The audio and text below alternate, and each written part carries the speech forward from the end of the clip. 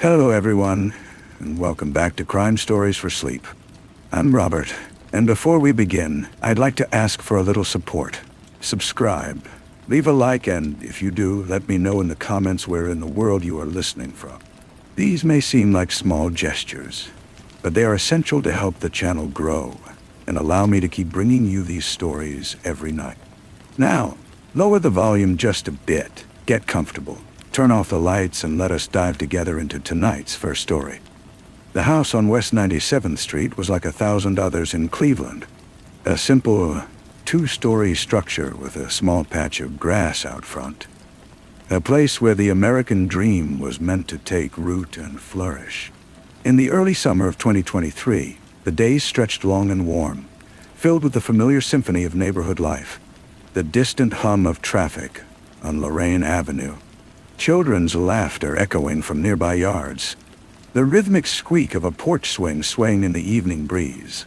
This was a street of quiet working-class lives, where people knew their neighbors, or at least knew their routines.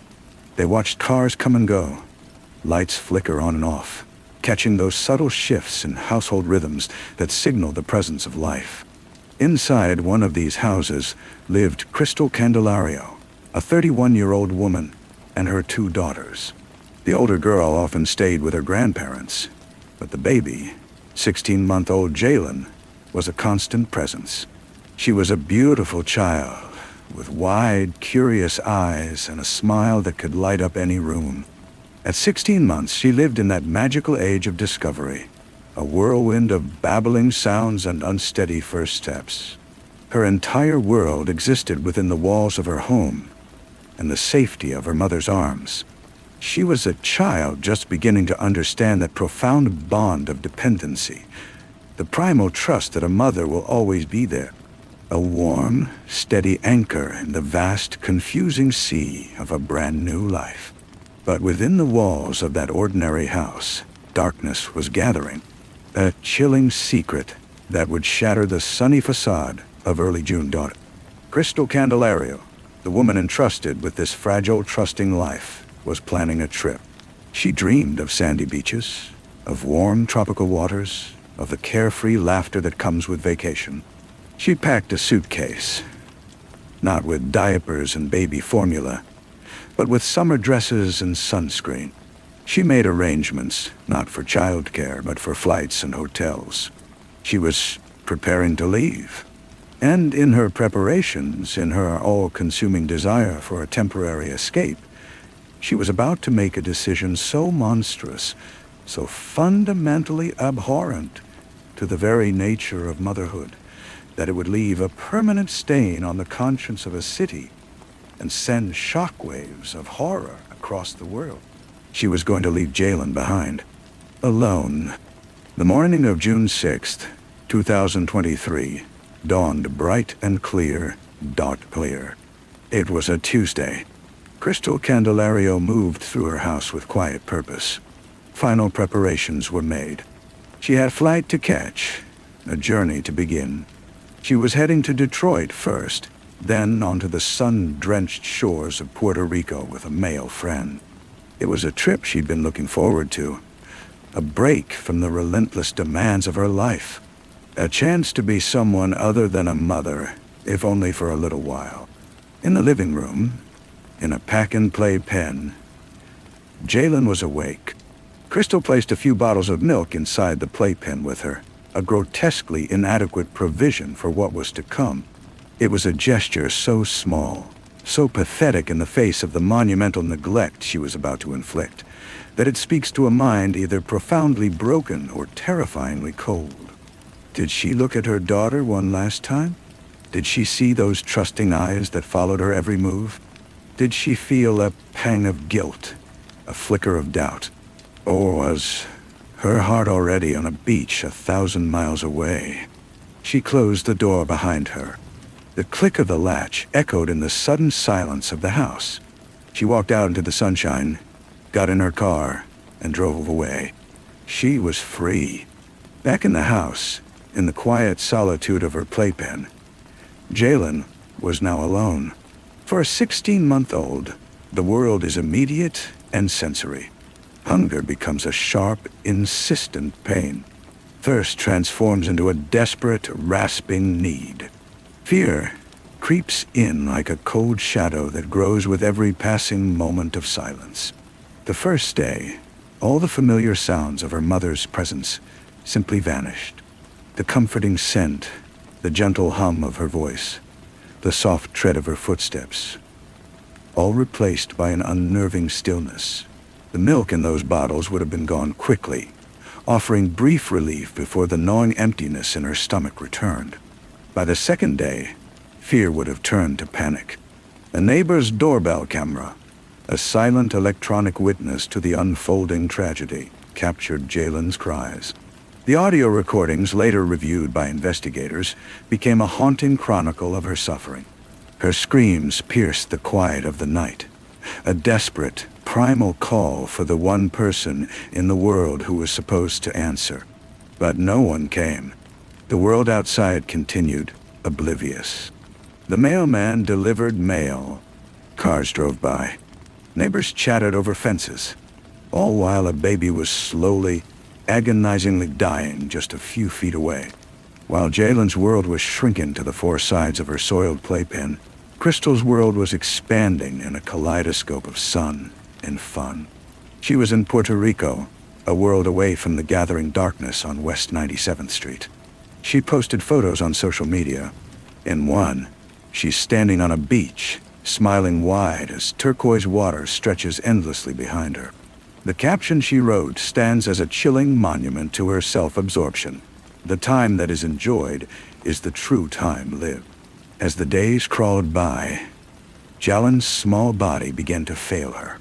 Dehydration set in first, a cruel and relentless process. Her mouth grew dry, her lips cracked and parched. Her eyes, once so bright and full of life, began to sink into their sockets. The hunger became a constant, burning ache. Forensic experts would later describe the unimaginable suffering of her final days, testimony so heartbreaking it brought a seasoned pathologist to tears in the courtroom. They believed that in her desperate fight to survive, she may have resorted to the unthinkable. The pain she endured, the pathologist said, was beyond human comprehension. She was abandoned, terrified, utterly alone, dying slowly in a prison of her mother's making. On the morning of June 16th, 10 days after walking out that door, Crystal Candelario returned home. The sun was shining just as it had the day she left. She walked back into the house, vacation over, tan already fading. Her mind was probably turning to mundane tasks, unpacking, laundry, getting back to routine. But the silence that greeted her was different this time. This wasn't the quiet of an empty house. This was the heavy, suffocating silence of death. She found Jalen in the pack and play, unresponsive. The scene was one of unimaginable horror. The playpen liner was saturated with waste. Blankets were soiled beyond recognition. And there, in the midst of it all, lay her daughter, body emaciated, skin waxy, eyes sunken and vacant. She had lost 7 pounds since her last doctor's visit. 7 pounds. A staggering amount for such a small child. In that moment, faced with the catastrophic consequences of her actions, Crystal Candelario didn't immediately call for help. Instead, her first instinct was to conceal, to manipulate, to create a new story. She picked up Jalen's lifeless body and changed her into clean clothes. It was a final, chilling act of deception, an attempt to dress up the horror, to present a more acceptable version of the truth. Only then, with the stage carefully set, did she pick up the phone and dial 911. The call was pure performance. She was frantic, hysterical, the picture of a grieving mother who just made a tragic discovery. But when first responders arrived, the facade quickly crumbled. Paramedics pronounced Jalen dead at the scene. The veteran homicide detectives knew immediately they were looking at something far more sinister than a tragic accident. the condition of the baby's body, the state of the playpen, the faint but unmistakable odor of decomposition. It all told a story of prolonged, horrific neglect. As they pieced together the timeline, Crystal's story began to unravel. She spun a web of lies, half-truths and fabrications designed to hide the simple, monstrous fact of her 10-day absence. But in our digital age, the truth is hard to hide. Cleveland police investigators began a painstaking review of surveillance footage. They pulled video from hundreds of cameras throughout the neighborhood and beyond. 628 videos that chronicled Crystal's movements with meticulous, damning precision. The footage showed her leaving on the morning of June 6th. It showed her returning on June 16th. No one else entered or left the house in between. Her social media posts provided a timeline of her movements in Detroit and Puerto Rico. A neighbor's doorbell camera captured the audio of Jalen's final desperate cries. The evidence was irrefutable. It painted a picture not of a mother who'd made a terrible mistake, but of one who'd made a deliberate, selfish, and ultimately fatal choice. The autopsy confirmed what investigators already knew. Cause of death: starvation and severe dehydration. There were no other signs of trauma. Jalen had simply been left to die. Faced with overwhelming evidence, Crystal Candelario was arrested and charged with murder. News of the case sent shockwaves of revulsion and disbelief through the community and around the world. It was a crime that defied comprehension, a violation of the most sacred trust between parent and child. In February 2024, to avoid the death penalty, Crystal Candelario pleaded guilty to 1 count of aggravated murder and 1 count of child endangerment.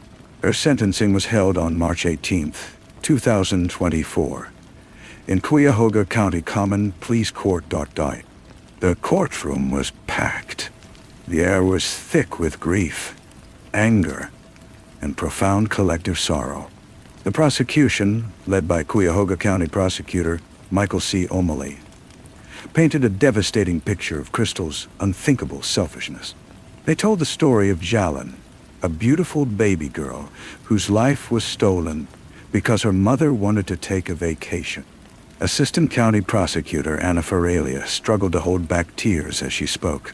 Her voice trembled with raw emotion, addressing the horror of Jalen's final days and the unbearable suffering this innocent child endured.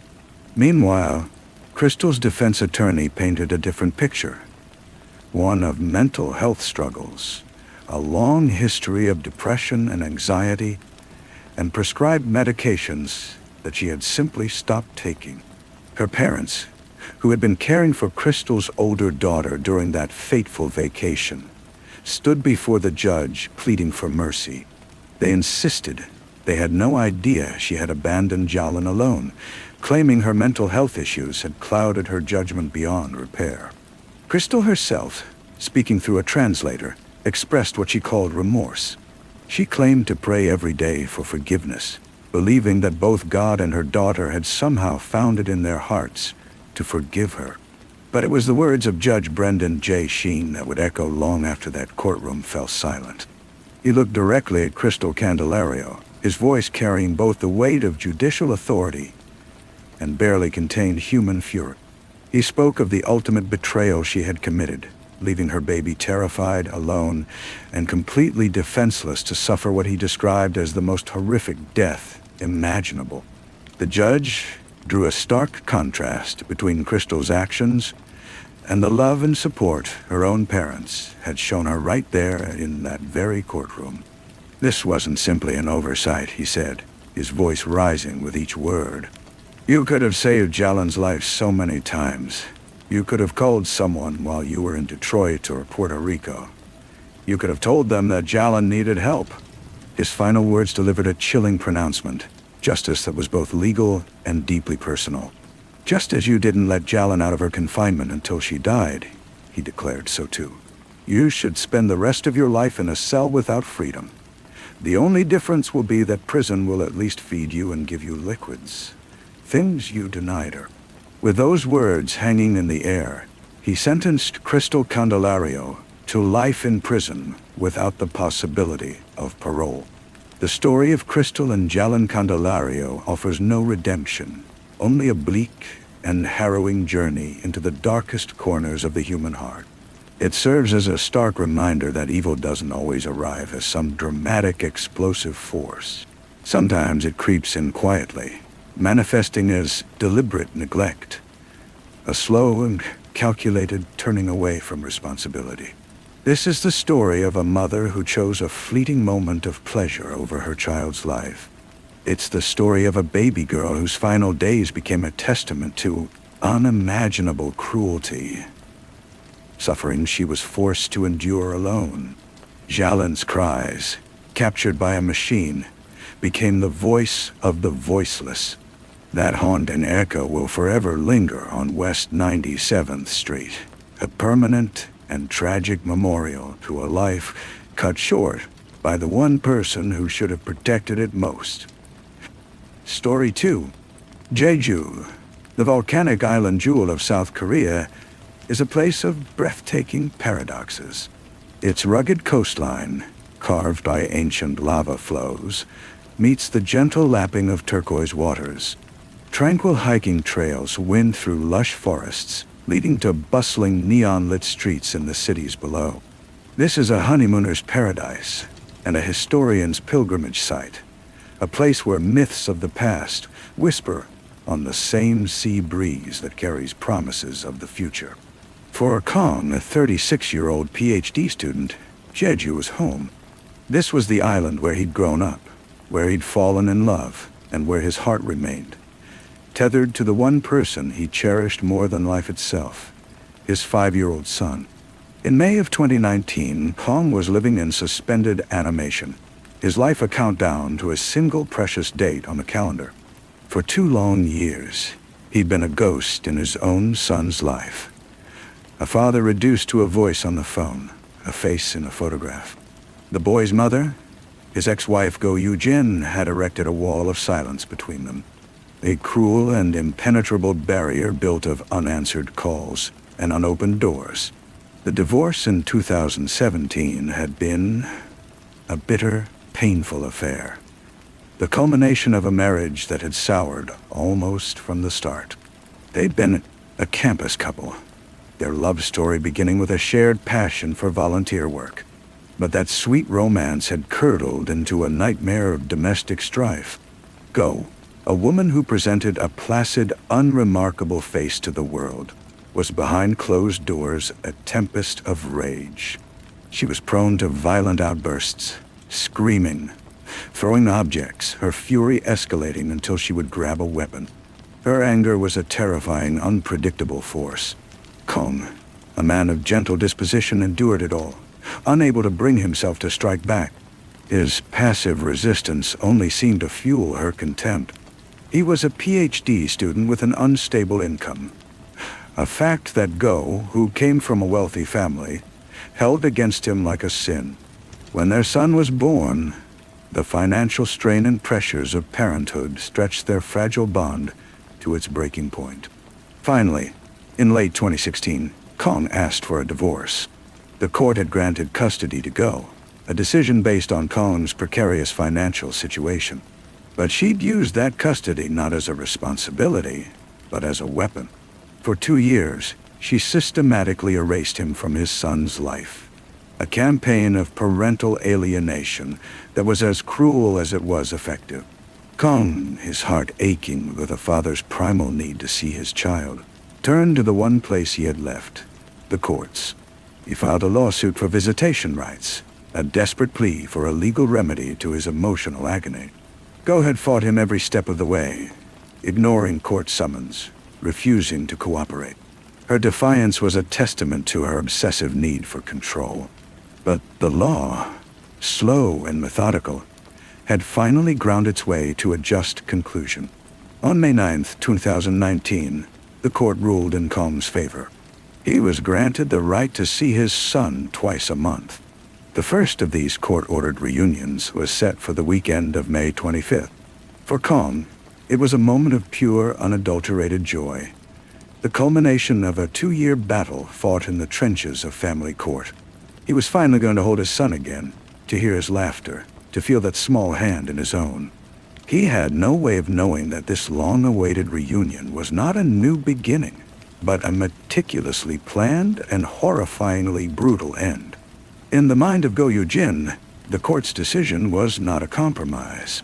It was a declaration of war, and it was a war she was determined to win by any means necessary. In the 2 weeks between the court's ruling and the scheduled visit, Go Yu-jin, a 36-year-old woman with no criminal record and a seemingly ordinary life, began to assemble the tools of a monster. Her smartphone, that ubiquitous accessory of modern life, became her co-conspirator. Its search history became a chilling window into the darkness gathering in her soul.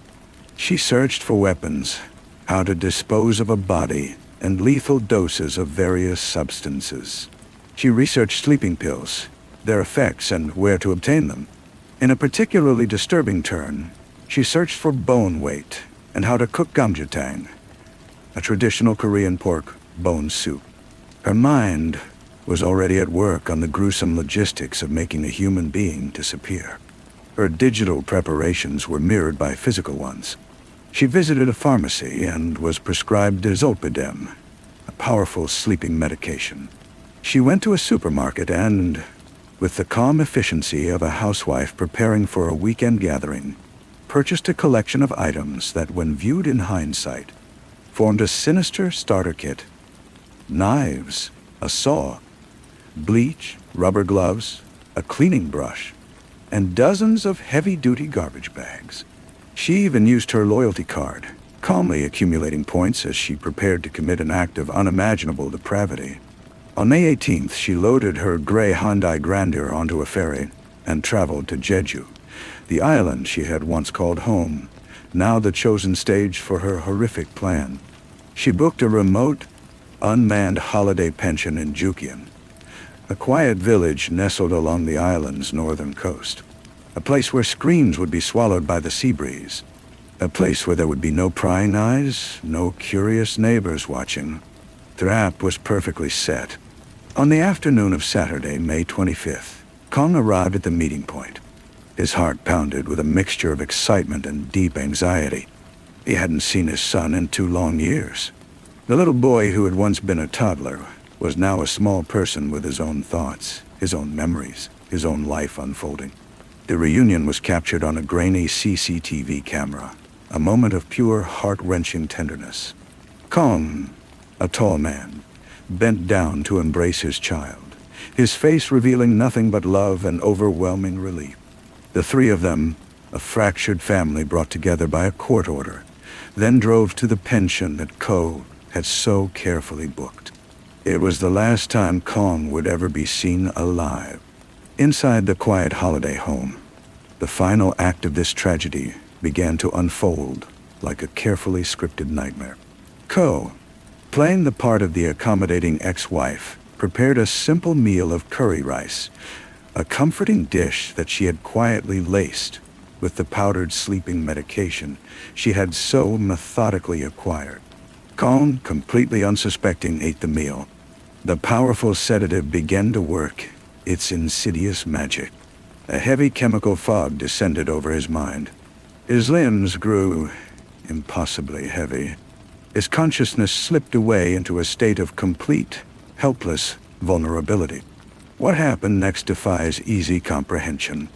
Sometime that evening, as their 5-year-old son played video games in another room, Ko Yu-jang attacked her incapacitated ex-husband.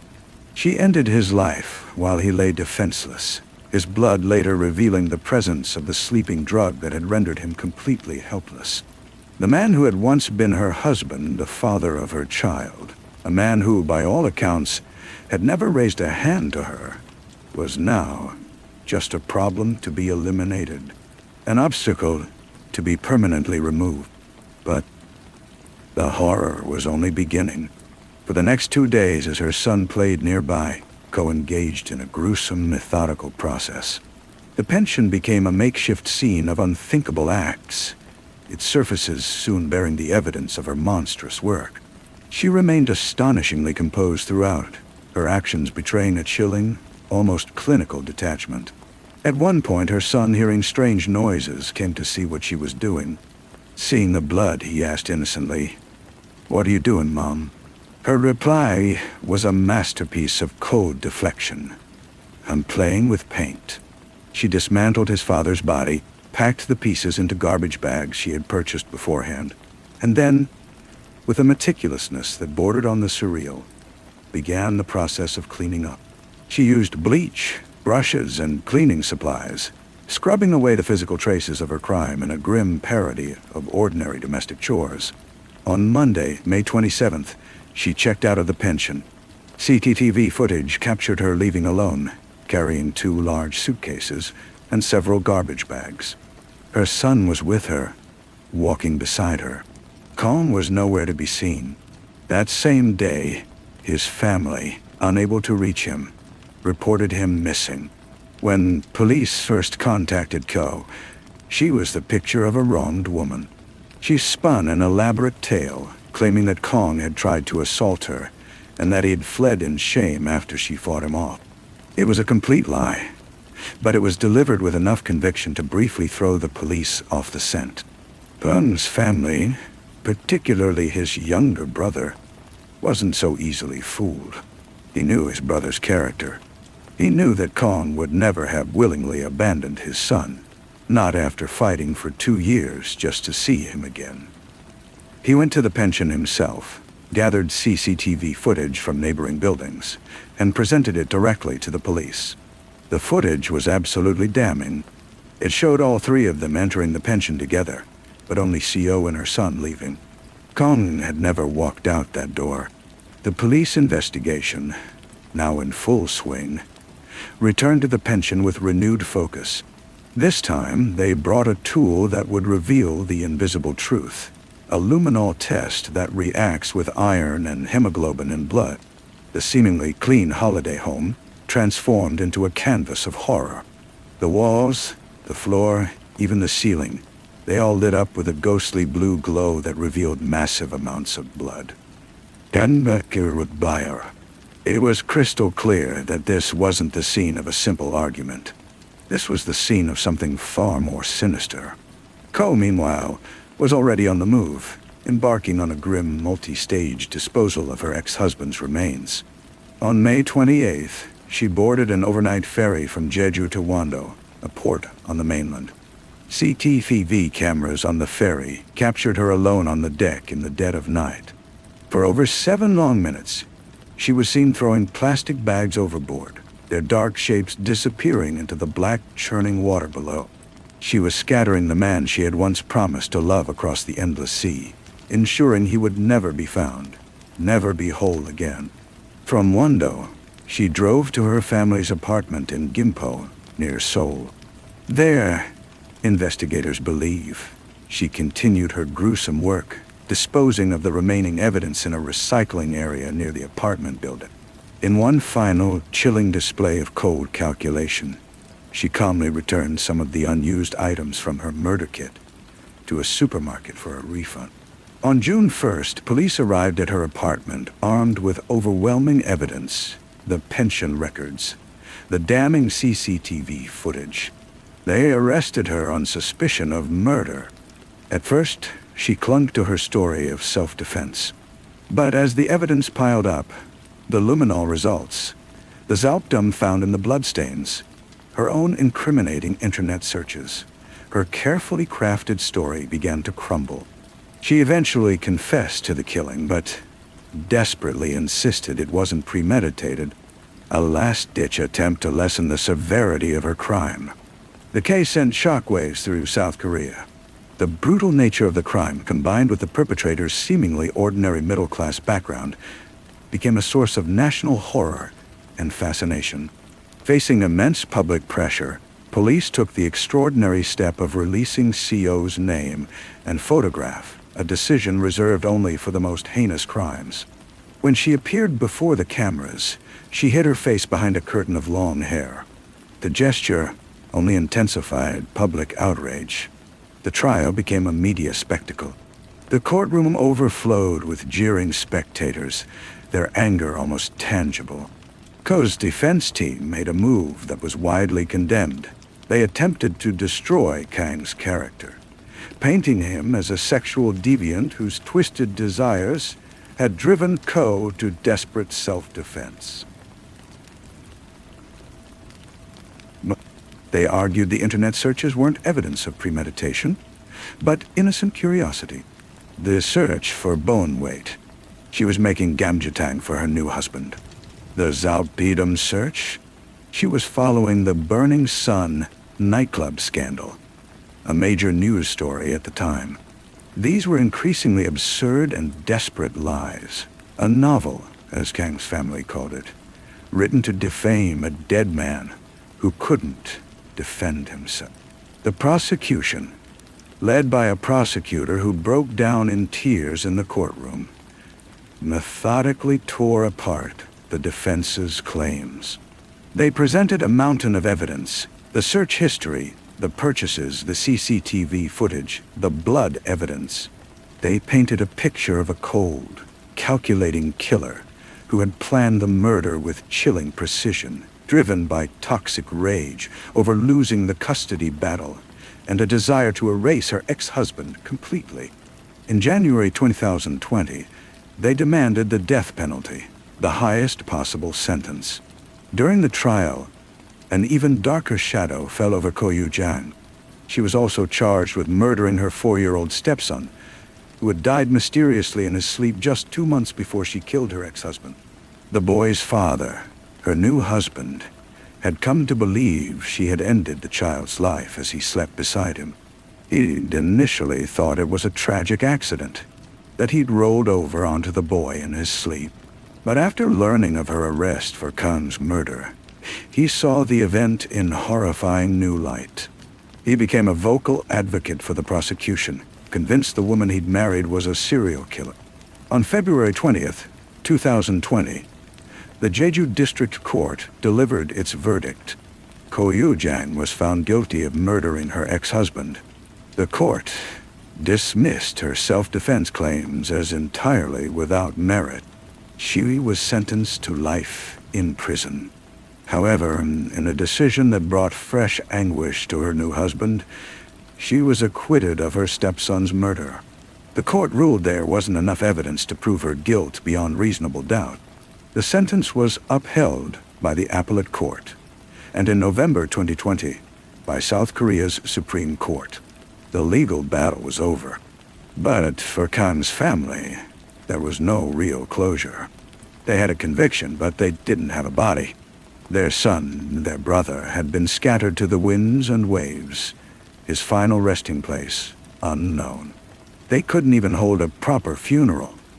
A final, agonizing torment inflicted by a woman who refused to reveal the full extent of her monstrous deeds. They were left with just 7 strands of his hair, recovered from a hat he used to wear. A heartbreaking relic of a life so brutally stolen. The case of Ko Yu-jang remains a dark and unsettling chapter in South Korean crime. It's a story about the chilling capacity for evil that can hide behind the most ordinary faces. A story of a woman whose narcissistic rage and obsessive need for control led her to commit an act of almost unimaginable cruelty.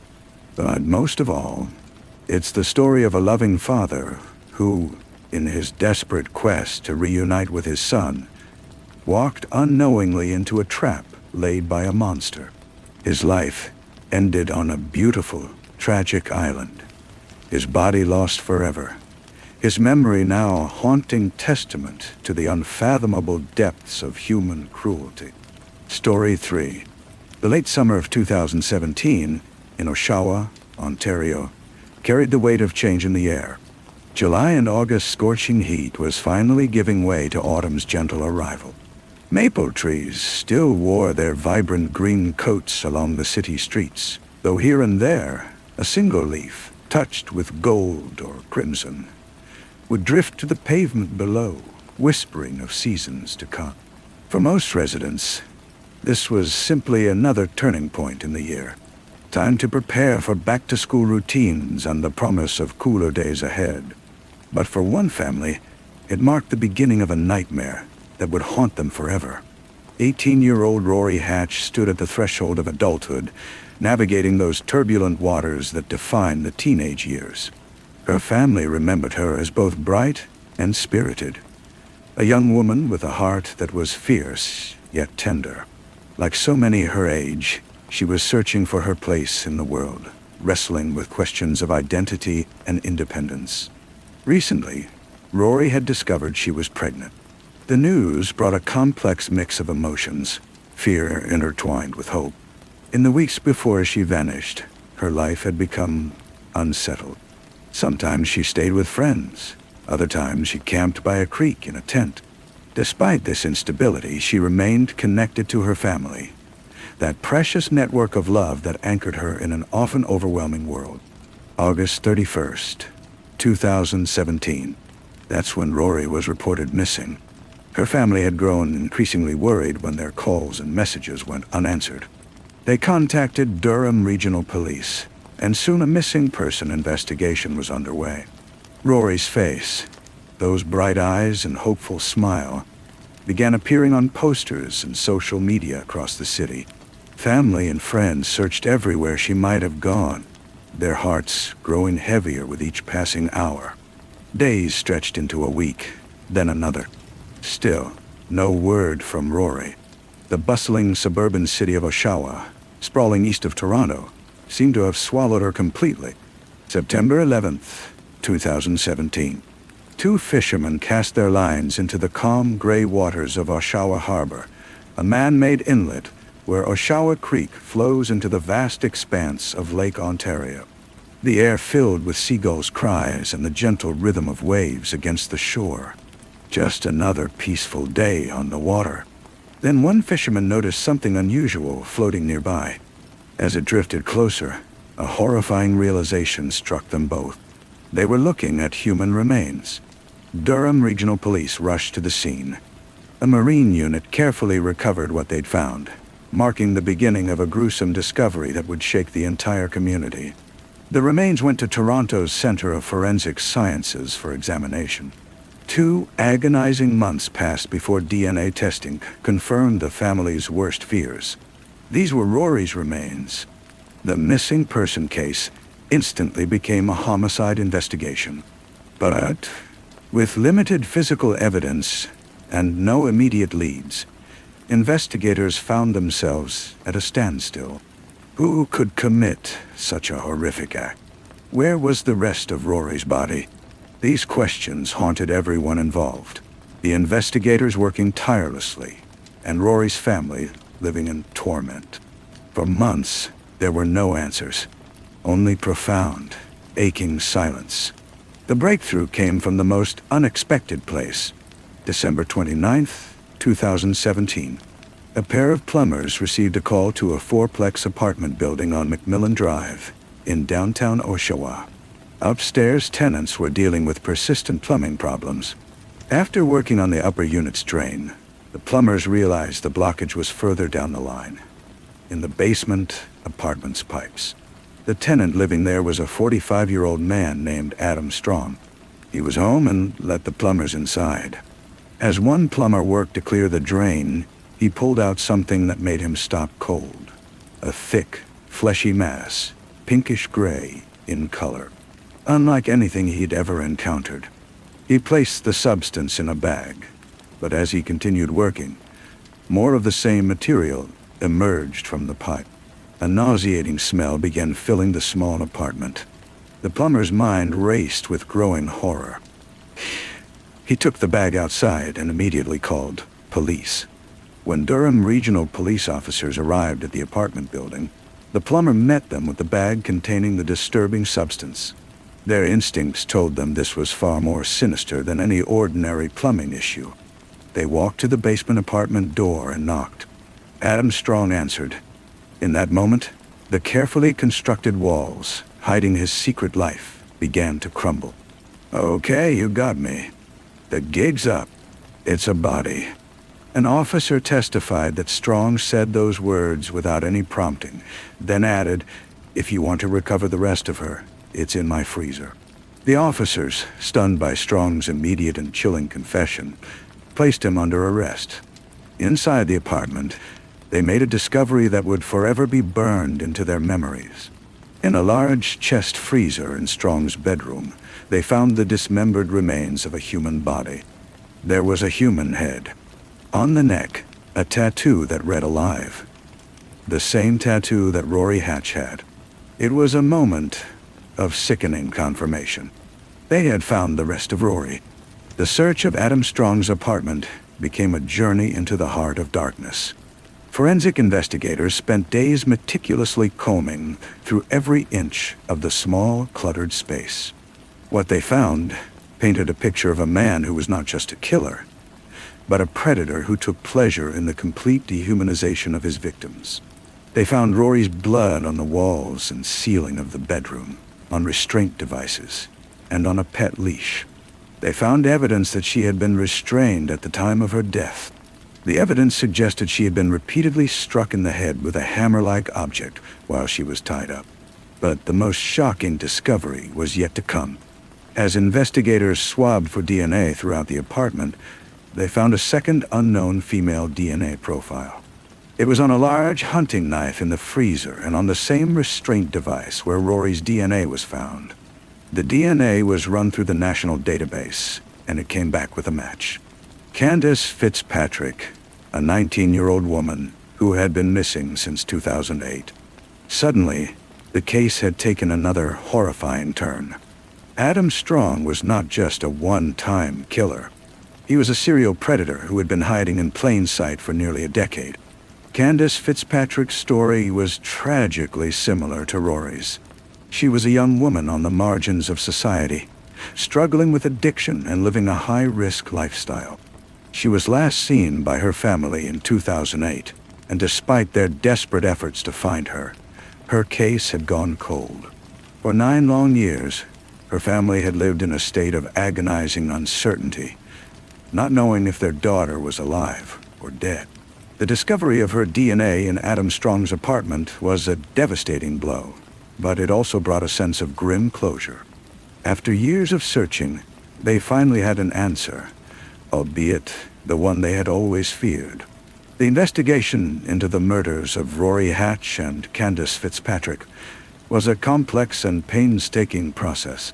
The key to the prosecution's case, however, was not the forensic evidence, as damning as it was, but the words of Adam Strong himself. In a marathon 12-hour interrogation with Detective Paul Mitten of the Durham Regional Police, Strong, in his own arrogant and calculating way, sealed his own fate. Detective Mitten, a seasoned and highly skilled interrogator, employed a strategy that was both brilliant and unconventional. He didn't push for a confession. In fact, he did the opposite.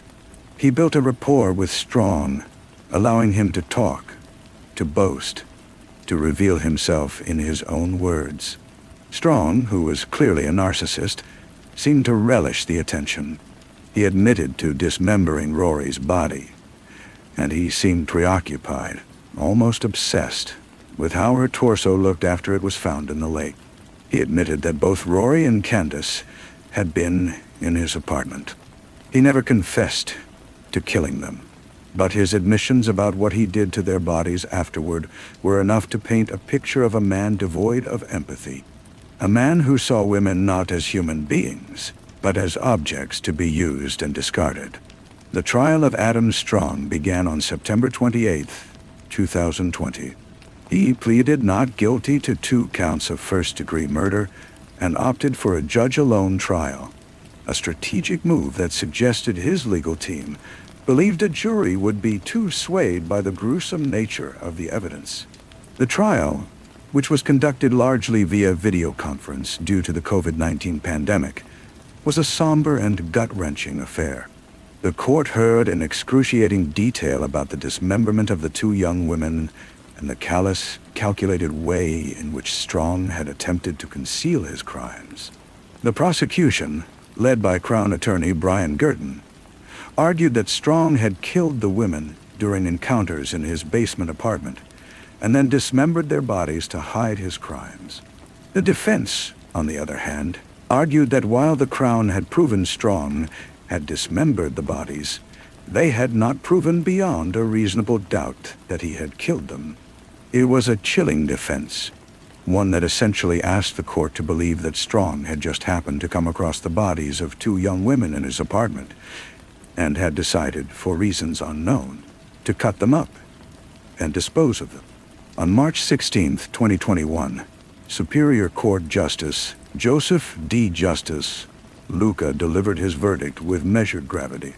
He found Adam Strong guilty of the first-degree murder of Rory Hatch and of the lesser charge of manslaughter in the death of Candace Fitzpatrick. In his detailed and thoughtful ruling, Justice Luca carefully explained his reasoning. In the case of Rory Hatch, he determined that the evidence clearly supported the conclusion that her death occurred during the course of a sexual assault, which automatically elevated the charge to first-degree murder. The evidence of restraint, the presence of Strong's DNA, and the violent nature of her death all painted a picture of a killing that was both brutal and sexually motivated. In the case of Candace Fitzpatrick, however, Justice Luca found that there wasn't sufficient evidence to prove that Strong had intended to kill her. While her DNA was discovered in his apartment, her body had never been recovered, and there was simply no way to know for certain how she had died.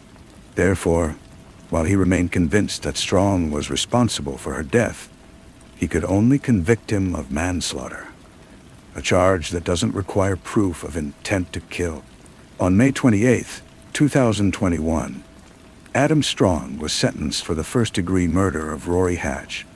He received an automatic life sentence with no possibility of parole for 25 years. For the manslaughter of Candace Fitzpatrick, he received a concurrent sentence of 18 years. Justice Luca, in his sentencing remarks, described Strong as a dangerous predator who had destroyed not only two vulnerable lives, but also the lives of those who loved them. "You, sir, have brought darkness to everyone," Rory Hatch's father, Bill, said in his victim impact statement, his voice thick with grief and righteous anger. "You are a monster." The sentence brought a measure of legal closure to the families of Rory Hatch and Candace Fitzpatrick, but it could never bring back their daughters. "It does not change the fact our girls are not coming home," Rory's godmother, Krisha Mildick, told reporters outside the courthouse. "But today, we let them rest. Today, this monster is off our street and is no longer a part of our day. He's no longer a part of our lives." In a final, unexpected twist, in July 2021, Adam Strong, perhaps resigning himself to his fate, admitted to a prison guard the location of Candace Fitzpatrick's remains. He led investigators to a small clearing by a tree line in Oshawa, and on November 8, 2021, human remains were found buried underground. They were later confirmed to be those of Candace Fitzpatrick. After 13 long years, Candace was finally coming home. The case of Rory Hatch and Candace Fitzpatrick is a story that exposes the darkest corners of human nature. It's a story of two young women whose lives were stolen from them by a predator who saw them as disposable. It's a story of a community that was forced to confront the chilling reality that monsters can live among us, hidden behind the mundane facade of a basement apartment on a quiet suburban street. But it's also a story of resilience, of the unwavering love of two families who refused to let their daughters be forgotten. And it's a story of justice, of a legal system that, despite its imperfections, was ultimately able to hold a killer accountable for his horrific crimes. The game is up, and the monster is in a cage where he can never bring darkness to anyone ever again. But for the families of Rory Hatch and Candace Fitzpatrick, the night will never truly end. They will carry the memory of their daughters with them always, a flickering flame of love and loss in the unending darkness of their grief. Story 4. The flickering amber glow of the space heater cast long, dancing shadows across the small Philadelphia bedroom. It was a cold December night in 1997, and the air held winter's crisp, biting chill. In a crib, tucked into the corner of the room, 10-day-old Deli Mara slept peacefully, her tiny chest rising and falling in gentle rhythm. She was perfect, a beautiful infant with a full head of dark hair and her mother's delicate features. For her parents, Luzida Lu Cuavis and Pedro Vera, she was nothing short of a miracle, a living symbol of their love and all their hopes for the future. LSE, a young mother already caring for 2 boys from a previous relationship, had been absolutely overjoyed when her daughter arrived. She spent countless hours simply gazing at Delamar, memorizing every precious detail of her face. Pedro, quiet and hardworking, was equally captivated by his newborn daughter. Each evening he'd return home from his job as a mechanic and rush straight to her crib. His large, calloused hands would become surprisingly gentle as he stroked her soft cheek. Their modest home on Holy Street may have been small, but it overflowed with the warmth of a growing family and the sweet, milky scent of new life. But on the evening of December 15th, something sinister entered their sanctuary, a presence that would shatter their world completely and unleash a chain of events so bizarre and heartbreaking it would challenge everything they believed possible. The visitor was Carol in Korea, Pedro's cousin by marriage. LSA had never met her before, yet she felt an immediate and inexplicable wave of unease wash over her. Korea was a woman haunted by a troubled past, someone with a disturbing history of faking pregnancies, now consumed by a desperate, all-consuming hunger for a child of her own. Korea had arrived under the innocent pretense of asking Pedro to check her car's brakes. On the surface, she seemed charming and friendly enough, but there was something unsettling in her eyes, a strange intensity, a raw hunger that made Elsa's skin crawl with discomfort. As Pedro stepped outside to examine the car, Korea lingered inside, making casual small talk with Elise. Almost casually, she mentioned that she too had recently given birth to a baby girl. It was a lie, one that would later prove to be a crucial piece of her twisted plan. A short while later, Korea claimed she'd left her purse upstairs and made her way to the 2nd floor where Delamar lay sleeping. LSE, busy tending to her other children, didn't think much of it at the time. But just minutes after Korea came back downstairs and left the house, the unmistakable smell of smoke began filling the air. It started as a faint, acrid scent, but it grew stronger by the second, more threatening. Then came the screams. LSE's heart leaped into her throat. She raced upstairs, her bare feet pounding against the wooden steps. The smoke was thick and black, stinging her eyes and choking her lungs. When she reached Delamar's room, she was met with pure terror. Flames were devouring the walls, licking hungrily at the ceiling. The crib where her baby had been sleeping peacefully just moments before was empty. The window gaped wide open like a black mouth in the midst of the fiery chaos. Cold, sharp panic seized her completely. She screamed Delamar's name, her voice raw with absolute terror. Frantically, she searched the room, her hands patting the empty crib, her eyes scanning desperately through the smoke-filled space. But Delamar was gone. The heat became unbearable, the smoke suffocating. A neighbor, Jose Rosario, had rushed in to help but was driven back by the sheer intensity of the blaze. Later, he would say he heard a baby crying from upstairs, a faint, desperate sound that was quickly swallowed by the fire's roar. LSE, her face burned and her lungs screaming for air, was forced to retreat. She stumbled out of the house, her body trembling uncontrollably, her mind spinning in a whirlwind of confusion and horror. Standing on the street with her other 2 children clinging desperately to her, she watched in complete disbelief as flames consumed her home. She kept screaming, my baby," in Spanish. But in all the chaos, her words seemed to vanish into the night. When the firefighters finally arrived, LSE tried desperately to tell them her baby was missing, that she wasn't in the crib when the fire started. But in the overwhelming pandemonium, Her pleas weren't fully understood. The firefighters, focused on battling the blaze, assumed the baby was still trapped inside. When the fire was finally extinguished, they delivered the most devastating news imaginable. Delimara was presumed dead, her tiny body likely consumed by the fire's intense heat. No remains were ever found. The official investigation concluded that the fire was simply an accident, caused by a faulty extension cord connected to the space heater. For the authorities, the case was closed. But for Alice Quavis, it was just the beginning of a long and agonizing nightmare. Deep in her heart, she knew her daughter was not dead. She had a mother's intuition, a primal, unshakable belief that Delimar had been taken from her.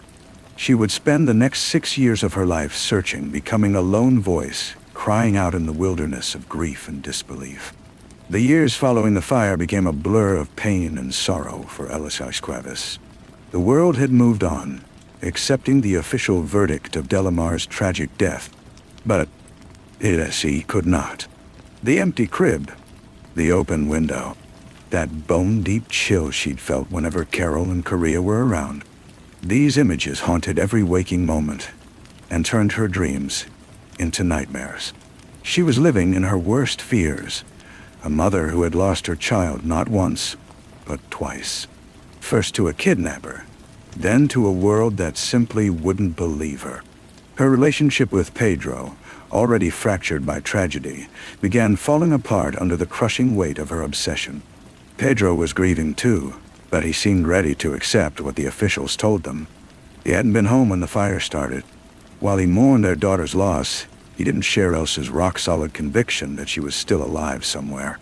This difference in how they coped created a deep divide between them, one that would eventually tear them apart completely. But LSA refused to give up hope. She became a one-woman investigation team, a detective driven purely by a mother's love. She plastered her neighborhood with flyers showing Delimar's baby picture. She pestered the police relentlessly, begging them to reopen the case. She talked to anyone who would listen, her voice thick with desperate urgency. But her pleas fell on deaf ears. The police saw her as just another grieving mother stuck in denial. Her friends and family, though they felt for her, kept urging her to move forward, to accept this terrible truth. But LSA simply couldn't. She had this recurring dream where she'd see Delimar at different ages, watching her face change and grow with each passing year. This dream, she believed, was a sign, a message from her daughter, a promise that someday, somehow, they'd find each other again. It was this dream, this unshakable hope, that carried her through the darkest days. 6 long years crawled by. LSA had another child with Pedro, a son named Samuel. But that gaping hole in her heart, the emptiness where Delimar should have been, never healed. She never stopped searching, never stopped believing. Then one day in January 2004, her faith was rewarded in the most incredible way. It was a cold, crisp winter morning, and Alice found herself at a child's birthday party at one of Pedro's relatives' homes. The place buzzed with children's laughter and adult chatter. A cheerful, noisy celebration. LSA had been invited by Pedro's sister, Evelyn Vera, but she felt completely disconnected from all the joy around her. She was physically there, but her mind wandered through that familiar maze of grief. And then she saw her. A little girl, about 6 years old, with bright, intelligent eyes and a shy smile. Her name was Alia, and she was the daughter of Carol and Korea. Korea, the same woman who had been at Elsie's house the night of the fire. The woman who had haunted Elsie's thoughts for 6 endless years. Elsie's heart stopped beating. This little girl looked exactly like her other children. Same dimples, same smile, same curious way of tilting her head. It was like staring at a ghost, a living, breathing piece of her lost daughter. The resemblance was so powerful, so undeniable, that LSE felt a jolt of recognition shoot through her body like lightning. She watched the girl play, her mind spinning wildly. She remembered that Carolyn Correa had claimed to have a baby around the time of the fire. She remembered that unsettling feeling she'd always had around Correa. Could it really be? Was it possible that this little girl, Alia, was actually her Delamar? The thought was so overwhelming it nearly knocked the breath out of her. But Elisa had learned to trust her gut instincts. She knew she had to do something, and fast. She approached the little girl, her heart hammering against her ribs. With trembling fingers, she reached out and pretended to pull a piece of gum from the girl's hair. In that one quick, careful motion, she managed to collect a few precious strands. It was a desperate gamble, but it was her only shot. She clutched those hair strands like they held her entire world together. She left the party in a daze, her mind spinning between wild hope and crushing fear. She drove straight to the police station, her story pouring out in a flood of words. She told them about the girl at the party, the impossible resemblance, the hair strands she'd managed to get. She pleaded with them to run a DNA test. This time, the police actually listened. Maybe it was the raw conviction in her voice, the desperate hope in her eyes, or maybe it was the real evidence she'd brought them. Those hair strands that might finally unlock a 6-year-old mystery. They agreed to run the test. The days that followed were pure torture. LSA lived on edge, her entire future hanging by a thread. She could barely eat. Sleep was impossible. She just waited, her heart swinging like a pendulum between hope and despair. Then, the phone rang. The DNA results were in. The voice on the other end was calm and professional.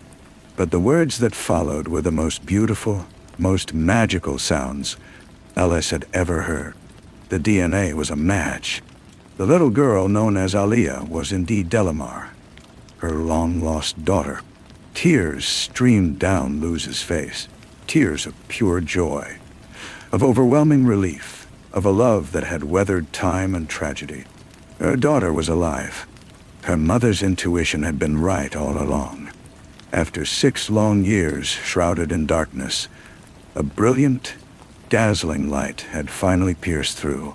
The confirmation of Delamar's identity sent shockwaves rippling through the community and ignited a massive police investigation.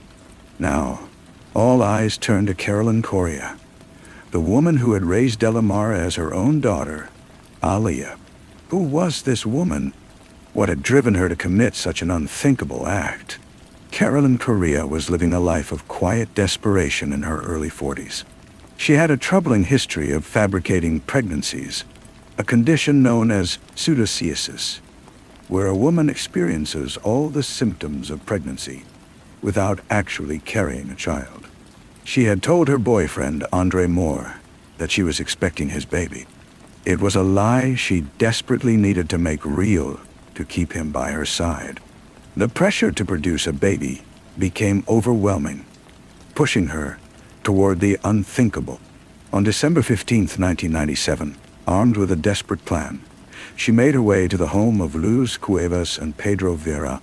She knew they had a newborn baby, and she saw her chance. She set the fire to create chaos, a deadly smokescreen to cover her crime. In the confusion that followed, she snatched Delamar from her crib and disappeared into the night. She brought the baby to Andre Moore's mother's house, presenting Delamar as her own daughter, Alia. For 6 years, she lived this elaborate lie. She raised Delamar in a modest home in Willingboro, New Jersey, just miles from Philadelphia, where Luz was living her own life of quiet desperation. By all accounts, she was a loving mother. She showered Delamar with affection, enrolled her in school, and gave her what seemed like a normal childhood. Delamar, with no memory of her real parents, knew only Carolyn Correa as her mother, and she loved her deeply. But truth has a way of surfacing, and for Carolyn Correa, that truth came knocking in the form of Philadelphia police officers. When they confronted her with DNA evidence, her carefully constructed world of lies came crashing down. She denied everything at first, but the evidence was undeniable. Panicked, she fled her home, abandoning Delamar and her other children. A warrant was issued, and she became a fugitive from justice. But her time on the run was brief. A few days later, she surrendered to police. She was charged with a string of serious crimes: kidnapping, arson, and conspiracy. Her trial became a media sensation. The story of a mother who never gave up hope and the daughter found after 6 years captivated the entire nation. In court, Correa's defense team argued she was a deeply troubled woman, a victim of a rare psychological disorder. They claimed she had come to genuinely believe that Delamar was her own child, that she had loved her as such. But prosecutors painted a starkly different picture. They portrayed her as a manipulative, calculating criminal who had callously torn a child from her mother's arms and stolen her true identity. They argued her actions weren't born from mental illness, but from a selfish, cruel desire to have a child at any cost. During the trial, Correa made a shocking accusation. She claimed Pedro Vera, Delamar's father, had been her accomplice, that he had willingly given her the baby. Pedro vehemently denied these claims. Police investigated thoroughly, but found no evidence to support her allegations. Pedro was never charged with any crime. In the end, the jury found Carolyn Correa guilty. She was sentenced to 9 to 30 years in prison. The judge, while acknowledging the case's complexity and recognizing that Correa had been a loving mother to Delamar, also understood the immense pain and suffering she had caused. "You robbed a small girl of a very great deal," the judge said, her voice filled with stern compassion. For Delamar, learning her true identity was bewildering and traumatic. She was a 6-year-old girl who had suddenly lost the only mother she'd ever known, thrust into a new family, a new life, a completely new identity. The reunion with her biological parents, Luz and Pedro, overflowed with emotion and confusion. The process of bringing her home was slow and delicate. Delamar, who still answered to Aliyah, was initially hesitant and withdrawn. She missed the woman she had called Mom for 6 years. Luz and Pedro, overjoyed to have their daughter back, had to be patient and understanding. They needed to earn her trust, her love, her acceptance. They decided to let her keep the name Aliyah, a small but meaningful gesture to ease her transition. They surrounded her with love and affection while giving her space to grieve for the life she had lost. It was a long and difficult journey, one of healing and rediscovery. But slowly, over time, Delamar began to bond with her biological family. She grew to love her mother, LDS, a woman whose unwavering faith had finally brought her home. Slowly, she reconnected with her father, Pedro, and her siblings. She began to embrace this new life, her true identity. But the scars of her past remained, etched deep within her heart. The memory of the woman who had raised her, the woman she had called Mom, would forever be woven into who she was. The case of Deli Marva tells a story of incredible resilience, of a mother's love that conquered impossible odds. It's the story of a little girl who was lost and then found, a powerful testament to the enduring strength of hope. But it's also a story that carries a lingering shadow of mystery. The question of whether Carolyn Correa acted alone, the serious accusation she leveled against Pedro Vera. These are questions that may never be fully answered. Throughout the entire ordeal, Pedro Vera maintained his innocence. He expressed his joy at having his daughter back, but he was also forced to live under the dark cloud of suspicion that Correa's accusation had cast over him. His relationship with LSE, already fractured, never fully healed. They remained separated, united only by their shared love for their daughter. Today, Deli Marva is a young woman, a survivor who has overcome unimaginable trauma. Her story has inspired books, documentaries, and a television movie. It's a story that continues to fascinate and inspire us, a powerful reminder that even in the darkest of times, the light of hope can never be extinguished. It's the story of a little girl lost and a mother's love that brought her home.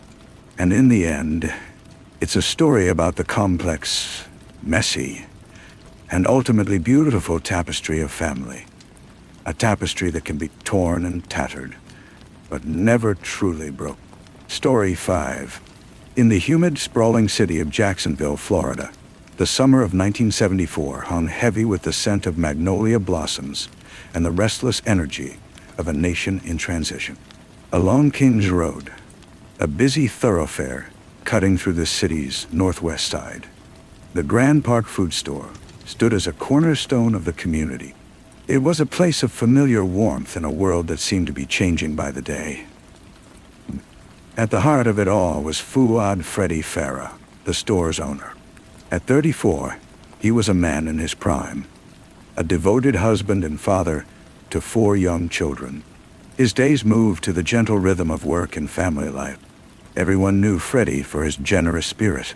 He was the kind of grocer who'd let a child walk away with a piece of candy, even when they came up a few pennies short. His warm smile was a constant presence in his customers' lives. Here was a man living proof of the American dream's quiet promise, building a business, a home, and a loving family from the ground up. His world centered around his wife, Nadia, and their 4 children, 3 daughters and young Bobby, who had just turned 6. Their days wove together like a rich tapestry. School runs, family dinners, and the shared rhythm of keeping the store running. Freddie was their provider, their protector, the steady heartbeat at the center of their universe. On May 22nd, 1974, that universe was about to shatter completely. It was a Wednesday afternoon like any other at the Grand Park food store. The air carried those familiar scents of fresh produce and cleaning supplies. Freddie stood behind the counter, the steady beep of the cash register providing its usual soundtrack. The store was peaceful. A 14-year-old girl named Annette Bryant approached the counter with her simple purchases: a can of soda, a box of cake mix, and a tub of frosting. Behind her waited a slender black teenager, no older than 17, holding a tool belt. He stepped forward and asked Freddie where he could find the frosting. What happened next unfolded with the terrifying speed of lightning. The teenager's face became a mask of nervous determination as he raised a gun over the young girl's head. The cold metal cut through the ordinary afternoon like a blade. "This is a hold-up," he stammered, his voice betraying just how young he really was. Freddie's protective instincts took over instantly. He lunged for the weapon, his hand reaching desperately to knock the gun away from the innocent girl at his counter. In that split second of chaos, the gun fired. A single bullet struck Freddie in the head. He collapsed immediately. The teenager, startled and panicked, fled the scene without taking a single dollar, leaving behind the items he'd placed on the counter and his fingerprints as the only silent witnesses to his crime. The gunshot's echo filled the small store, a sound that would haunt the Farah family for the next 4 decades. Freddie Farah, the kind-hearted grocer, the loving husband and father, was gone. News of his murder sent shockwaves through the community. The Jacksonville Sheriff's Office swarmed the scene, beginning the grim work of piecing together this senseless tragedy. They had a witness, the terrified 14-year-old girl who'd been standing just inches from the gun's muzzle. They had fingerprints lifted from the cake mix and soda can the killer had abandoned. But in 1974, fingerprint technology moved at a crawl. The prints went through the system manually, searching for a match that never came. The killer remained a ghost, a nameless, faceless teenager who had appeared from nowhere and vanished just as quickly. For Nadia Farah, the world had simply ended. She was now a widow and single mother to 4 children, the youngest just 5 years old. The life she'd known, the future they'd planned together, all of it stolen in one senseless act of violence that had gained the killer absolutely nothing except a lifetime of pain for those left behind.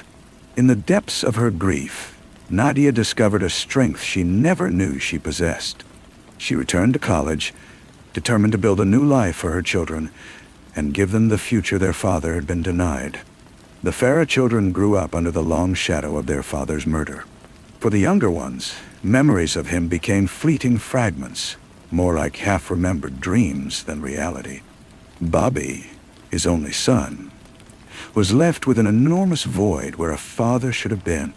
He grew up haunted by unanswered questions, his life becoming a search for answers no one could provide. Who had killed his father, and why? The case went cold. The file gathered dust on a shelf in the cold case unit. Just one of thousands of unsolved tragedies scattered across the American crime landscape. Years turned into decades. The children grew up and had families of their own. Freddie became a grandfather to children he would never meet. His presence a ghost at every birthday party, every graduation, every holiday celebration. The pain of losing him didn't fade with time. It simply changed shape, becoming a constant dull ache in the hearts of the family he'd left behind. 43 years is a lifetime. It's long enough for a teenager to become a grandfather, for a city to transform completely, for the world to change in countless ways. Down in the French Quarter of New Orleans, a man known as Uncle Lou had become something of a local legend. He was a street performer, a living statue who brought joy to tourists and locals alike. His painted face remained perfectly still, delighting crowds with silent, stoic performances.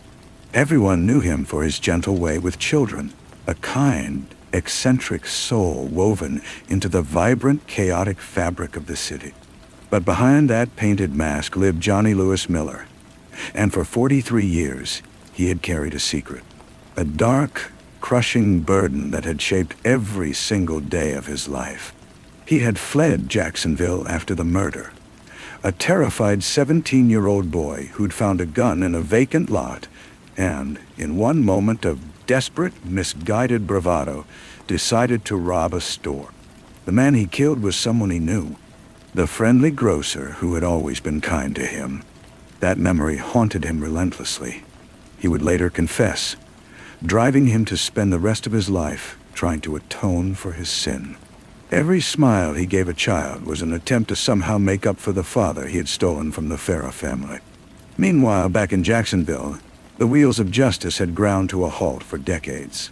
But they were finally beginning to turn again.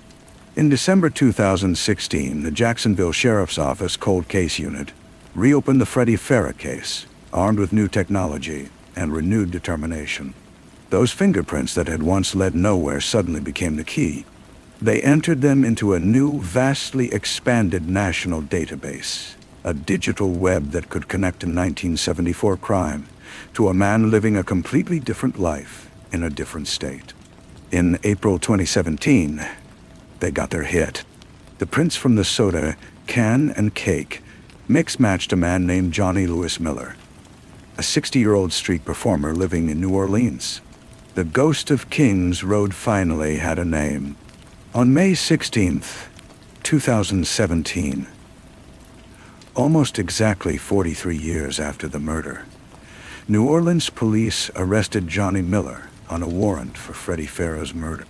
The news sent shockwaves through Jacksonville, waves of disbelief mixed with relief. For the Farah family, it was a moment they never thought they'd witness. "We're relieved," Bobby Farah said at the press conference, his voice heavy with 4 decades of waiting. "Some of us never thought we'd see this day." The arrest stood as a testament to the cold case detectives' relentless persistence, a reminder that no case is ever truly closed, no victim ever truly forgotten. Miller was brought back to Jacksonville to face justice. The state's case looked solid. They had the fingerprints, and they had their witness, Annette Bryant Williams, the 14-year-old girl who'd been at the counter that day. Now 58, she was ready to testify. Her memory of that terrified teenager holding a gun over her head remained crystal clear after all these years. But justice rarely follows a straight path. In a cruel twist of fate, just as the case was finally moving forward, it began crumbling.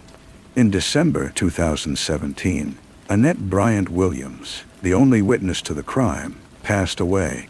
Without her testimony, the state's case was severely weakened. The fingerprints placed Miller at the scene, but they couldn't prove he'd pulled the trigger. State Attorney Melissa Nelson faced an impossible choice: drop the charges and let a killer walk free, or find another way forward. What happened next was extraordinary, a testament to the power of forgiveness and humanity's deep need for truth. Nelson's office proposed something radical, a form of restorative justice rarely seen in murder cases. They offered Johnny Miller a deal. Admit what you did. Answer the questions that have haunted the Farah family for 44 years, and you can walk free. For the Farah family, it was a stunning proposition. They could have demanded vengeance, insisted on a trial that might have ended with a life sentence. But what they wanted more than punishment was answers. They wanted to know why. They wanted to look the man who had stolen their father in the eye and hear the truth from his own lips. They agreed to the meeting. On April 20th, 2018, in a conference room at the prosecutor's office, two families bound together by one violent moment 4 decades earlier came face to face. Johnny Miller, ankles shackled and head hung in shame, was led into the room. Bobby Farah, now a man in his 50s, the same age his father had been when he died, sat across from him. He reached into his pocket and pulled out a bullet, sliding it across the table toward Miller. "This small piece of metal," he said, his voice trembling, "changed the whole course of our lives." And then, for the next hour, the questions poured out. A torrent of pain and confusion that had been dammed up for 44 years. Miller, his voice choked with emotion, told them everything. He spoke about growing up poor in the Jim Crow South, about finding that gun, about the foolish, desperate decision to rob the store. He told them he never intended to kill anyone, that he panicked when Freddie lunged for the weapon. He told them that Freddie was a good man, someone who had always been kind to him. He apologized over and over again, his remorse filling every corner of that room. "If he didn't tell me he was sorry 50 times, Bobby Farah would later say, he probably said it 100 times. In that room, something extraordinary happened. The anger and hatred that had been the Farah family's constant companions for so long began to melt away, replaced by something that looked like understanding. Something that felt like peace. They saw in Johnny Miller not a monster, but a frightened kid who had made a terrible mistake and carried the weight of it every single day of his life. A few days later, in a Jacksonville courtroom, the final chapter of this long, heartbreaking journey unfolded. Johnny Miller pleaded guilty to a lesser charge of second-degree murder. With the blessing of the Farah family, he was sentenced to time served, the 344 days he had spent in jail awaiting trial. And then, in a moment that was both surreal and deeply moving, he walked out of the courthouse a free man. As he left, he turned to the tearful Farah family and mouthed the words, "Thank you."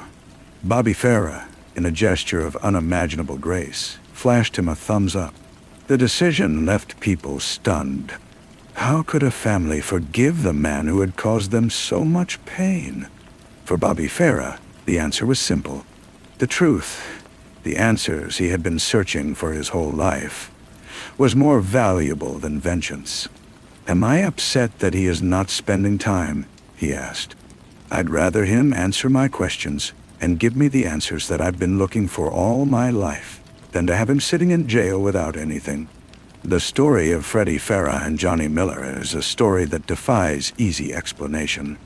It is a story of a senseless crime and a 44-year search for justice. It is a story of the power of technology to reach back through time and uncover a secret from the past. But most of all, it is a story about the radical, transformative power of forgiveness.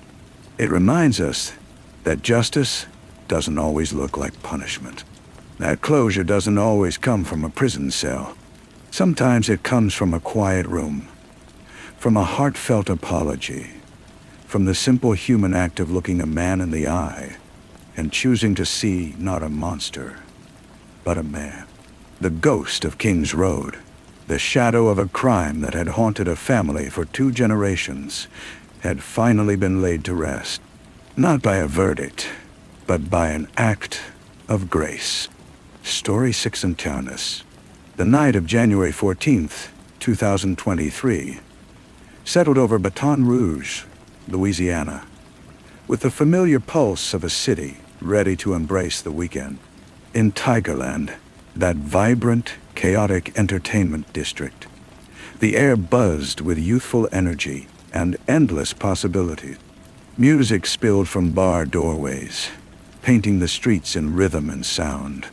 Groups of friends poured onto the sidewalks, mostly Louisiana State University students, their laughter echoing through the night. Neon signs cast colorful glows across their faces, mixing with the blue light of phone screens. This was a scene that had unfolded countless times before. A rite of passage, a brief escape from lectures and exams. For 19-year-old Madison Brooks, an LSU sophomore and Alpha Phi sorority member, this night started like so many others. Simple joy filled the air, the kind that comes from being young and surrounded by friends. Madison, lovingly called Maddie by those closest to her, was known for her radiant love of life. Her family would describe her as an adventurous spirit who treasured her friends and family above everything else. She was a daughter, a granddaughter, a sister, and a friend. Her future stretched ahead like the Louisiana sky on a clear day, bright and limitless. That evening, Maddie and her friends chose Reggie's, a popular spot in the heart of Tigerland. They arrived around 10:00 p.m., ready to dance and enjoy each other's company. Inside Reggie's, the energy was electric. Bass from the speakers vibrated through the floor, a physical pulse of collective excitement. Like many others in the bar, Maddie was drinking, letting alcohol wash away the week's stresses. Despite being underage, she was served drinks, a common occurrence in Tigerland's bustling, overcrowded bars. As the night progressed, Maddie became visibly intoxicated. Surveillance footage later showed her dancing and enjoying herself. But as the hours passed, her movements grew unsteady, her balance increasingly precarious. Around 1:00 a.m., Maddie stumbled, her body betraying the alcohol's effects. A few strangers helped her to her feet, a brief moment of kindness in the crowded room. She even managed to pose for a photo that was later posted to her Instagram account, a snapshot of a young woman lost in the moment, unaware of the tragic turn her night was about to take. It was during this time that she encountered 4 young men: Kyvon Washington, 18, Kason Carver, 18, a 17-year-old whose name was withheld due to his age, and Washington's 28-year-old uncle, Everett Lee. Cameras captured Maddie and the 17-year-old hugging and dancing inside the bar. As the night deepened, Maddie's condition deteriorated. At approximately 1:34 a.m., she fell near Reggie's entrance. The 17-year-old approached her, and she took his hand to get back up. She was struggling to find her friends and couldn't speak clearly without slurring her words. That's when the group of 4 men offered her a ride home. According to Kason Carver's later police statement, Maddie asked for a ride. But when he asked for her address, she fell over and couldn't answer him. At around 1:49 a.m., Madison Brooks left Reggie's bar with the 4 men. 5 minutes later, at 1:54 a.m., surveillance video captured the group getting into a car, driven by Carver. The dark-colored sedan pulled away from the curb and disappeared into the Baton Rouge night. Maddie sat in the back with the 17-year-old in Washington, while Carver drove and Everett Lee occupied the front passenger seat. They drove a short distance before Carver parked on a nearby street. What happened next in that vehicle would become the subject of a deeply disturbing legal battle, a storm of conflicting accounts, damning video evidence, and a young woman's desperate vulnerability. According to Carver's statement to investigators, he overheard the 17-year-old ask Maddie about intimate contact, claiming she gave verbal consent. He alleged that the 17-year-old in Washington then took advantage of Maddie in the back seat. Carver would later tell deputies that he felt uncomfortable and hated what was happening. Crucially, he admitted that Maddie was too impaired to give proper consent. From the driver's seat, Carver took out his phone and began recording.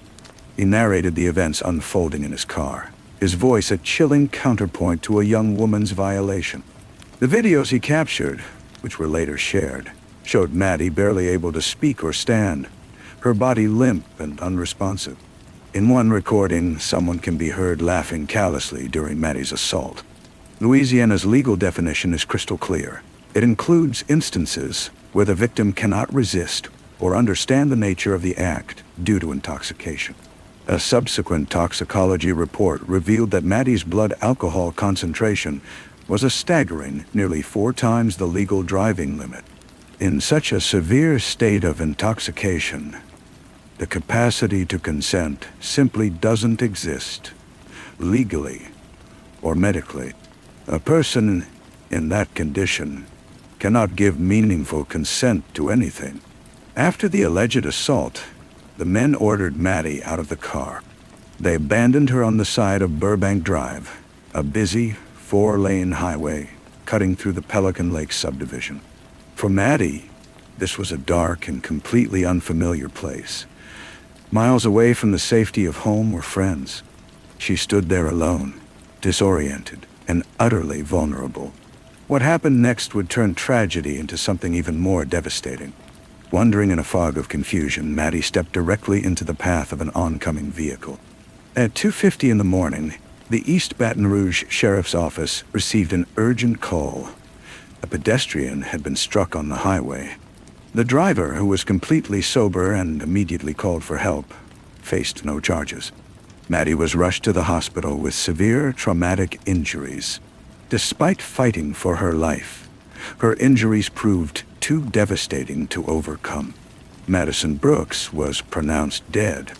Her bright future had been cut short in the most brutal and senseless way imaginable.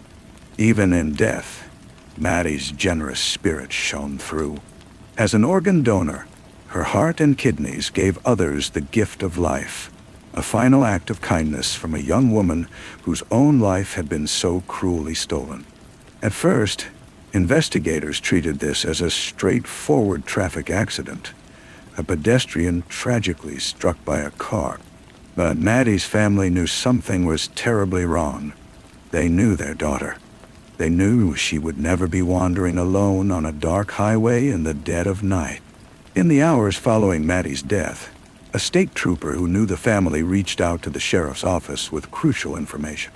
The family had been receiving videos and messages on social media from Maddie's friends, showing her final night alive. They'd learned that Maddie had left Reggie's bar with 4 complete strangers, 4 men she'd never met.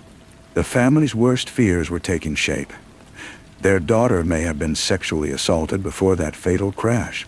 Their desperate pleas for a deeper investigation didn't fall on deaf ears. When detectives arrived at Reggie's bar the day after Maddie's death, owner Darren Adams revealed he'd already shown the family surveillance footage from that night. The video confirmed their darkest suspicions. It showed Maddie leaving the bar with 1 white male and 3 black males. Armed with this devastating evidence, the family pressed law enforcement to investigate the possibility of sexual assault. The entire focus of the case shifted dramatically. What had started as a traffic fatality was now a full-scale investigation into something far more sinister. The investigation moved swiftly. Detectives identified all 4 men who had left with Maddie. Kyvon Washington, the 17-year-old, Washington's uncle Everett Lee, and the driver, Kason Carver. They were brought in for questioning, and slowly, the horrific story of what happened in Carver's car began to unfold. Carver's own admission that Maddie was far too intoxicated to consent, combined with the video evidence, gave investigators everything they needed for arrests. On January 23, 2023, the East Baton Rouge Sheriff's Office announced that all 4 suspects were in custody. Washington and the 17-year-old faced charges of third-degree assault. Carver and Lee were charged as principals to third-degree assault, meaning they were present and enabled the crime, though they didn't physically participate. The arrests brought a grim sense of justice to Maddie's family and the community. But this was only the beginning of what would become a long and grueling legal battle. All three adult suspects, Carver, Washington, and Lee, were released on bail shortly after their arrests. The 17-year-old was also charged as an adult. Their bail conditions were strict: ankle monitors, house arrest, and strict prohibitions against posting about the case on social media or contacting Maddie's family. The case exploded across media outlets and ignited public outrage. The story of a vibrant young LSU student allegedly assaulted and left to die on a dark road struck a nerve that reverberated far beyond Baton Rouge. LSU President William F. Tate issued a powerful statement condemning what happened to Maddie as pure evil and demanding action to address the culture that allowed such a tragedy to occur. Maddie's sorority Alpha Phi released their own statement expressing profound grief and asking for privacy as they mourned the loss of their sister. The defense attorneys wasted no time mounting their counterattack. Ron Haley, representing Washington and Lee, publicly declared that what happened was absolutely not an assault, but rather a tragedy. He claimed to possess video evidence proving that Maddie had consented to the encounter, a claim that sparked fierce pushback from Maddie's family and their attorney, Carrie Miller. She was assaulted, Miller stated without hesitation. An assault is an assault. It's just a horrific, devastating situation. And when those connected to the alleged perpetrator try to blame the victim, we're standing firmly behind Maddie. That's simply not right. The legal proceedings that followed became a maze of controversy and complex maneuvering. In May, Cussie and Carver faced indictment on the most serious charges: first-degree rape and third-degree rape. Then, in January 2024, a special grand jury handed down an additional charge: video voyeurism for recording the assault and sharing the footage without Maddie's consent. This new charge, while carrying a relatively light sentence, revealed yet another disturbing layer to an already shocking case. A major battle in the courtroom centered around whether Maddie's alleged past would be dragged into the proceedings. Defense attorneys for Carver and another suspect, Desmond Carter, the 17-year-old who was later identified and charged as an adult, pushed to introduce evidence of an alleged consensual encounter Maddie had with another man the day before she died. Their argument? This could explain the physical injuries discovered during her autopsy. The prosecution, led by District Attorney Hillmore, fought back fiercely. They called it exactly what it was: classic victim blaming, completely irrelevant to whether Maddie was assaulted on the night of her death. In March 2025, the prosecution scored a major victory.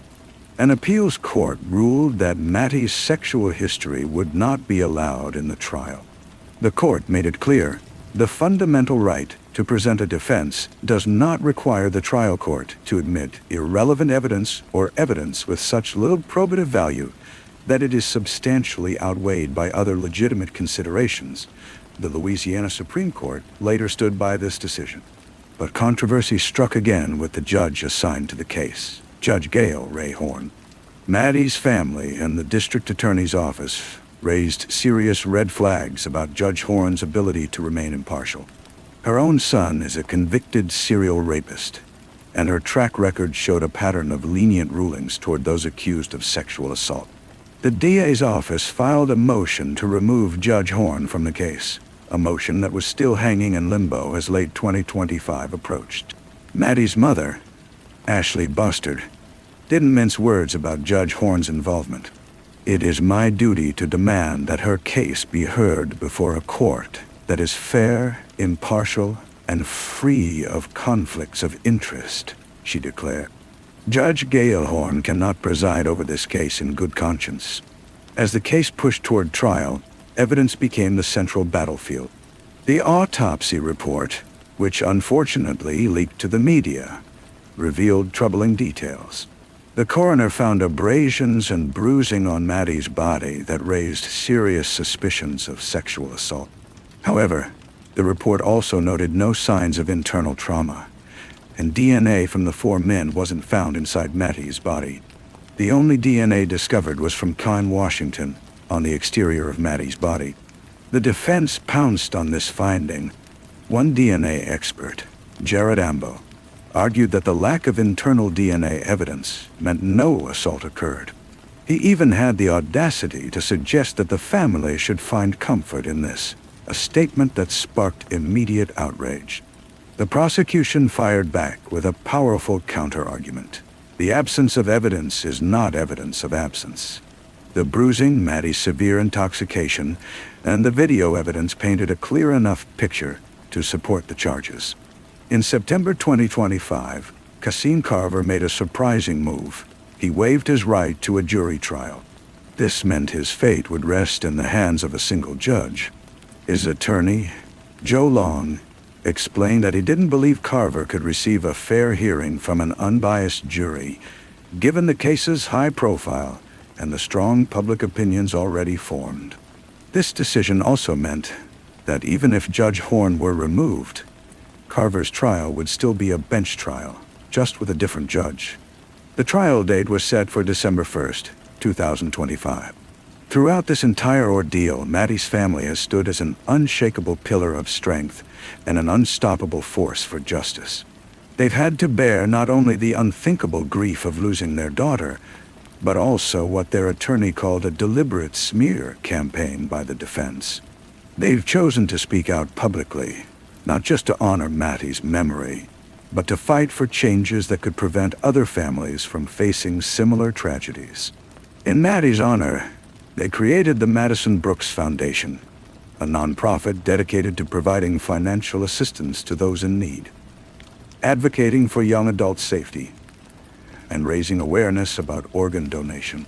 The case of Madison Brooks tells the story of a life tragically cut short, of a night of youthful freedom that spiraled into a nightmare of violence and death. It's a story that has exposed the dark reality of a party culture where vulnerability gets exploited and consent becomes dangerously blurred. Most importantly, it's the story of a family's unbreakable love and their relentless pursuit of justice within a legal system that can serve as both protector and weapon. As the trial date draws near, the haunting questions that have surrounded this case from the very beginning still remain unanswered. What truly happened in the back of that car? Will the justice system finally deliver the answers and accountability that Madison Brooks deserves after such a senseless loss of life? The world holds its breath, waiting for a verdict that carries weight far beyond this courtroom. This decision won't just determine what happens to the accused. It will send a resounding message about how we value a young woman's life, and what justice really means when we're faced with unthinkable tragedy. This story will keep echoing long after that final gavel falls. It's the legacy of a young woman who, even in death, continues her fight for a world where no one else has to endure what she did. Story 7. The vast, flat expanse of the Canadian prairie stretches endlessly to the horizon beneath a sky that feels both immense and crushing. At the heart of this landscape sits Winnipeg, a city of sharp contrasts where brutal winters surrender to brief, glorious summers. In the quiet, tree-lined suburb of Westwood, on a street called Cridge Park Drive, life for the Gibson family appeared to be a picture of sun-dappled happiness. Their home stood as a neat 2-story house, complete with a well-tended lawn and a basketball hoop in the driveway. Symbols of middle-class dreams and peaceful family life. From the outside, Lisa Gibson seemed to have everything a young mother could hope for. At 32, she was bright and accomplished, having built a life with her husband Brian that overflowed with love and promise. Her Facebook page read like a carefully curated gallery of joy, a testament to a life bathed in the warm glow of family devotion. Photo after photo captured her 2-year-old daughter, Anna, a radiant, smiling toddler with bright blonde hair and an infectious spirit. The last public post from mid-June 2013 showed Anna with a simple caption, "Man, I love this kid." In late April, the family had welcomed a new addition, a baby boy named Nicholas. Their online album blossomed with images of what seemed like a blissful family of four: a proud father, a devoted mother, and two beautiful children. But social media is a canvas for illusion, a place where life's messy, complicated truths get cropped out, leaving only the smiling, sunlit moments. Behind the digital facade of Lisa Gibson's perfect life, darkness was gathering. It crept in like an insidious shadow, a malady of the mind as ancient as motherhood itself, yet still shrouded in stigma and misunderstanding. Lisa was drowning in postpartum depression, a condition that was slowly, relentlessly pulling her into a world of anxiety, fear, and despair that no one around her could truly see. The birth of a child should be a time of pure joy, but for many women, it becomes a biological and emotional crucible. The wild hormonal swings, the bone-deep exhaustion, the overwhelming weight of responsibility for a fragile new life. It can create a perfect storm for the mind. For Lisa, that storm raged with particular fury.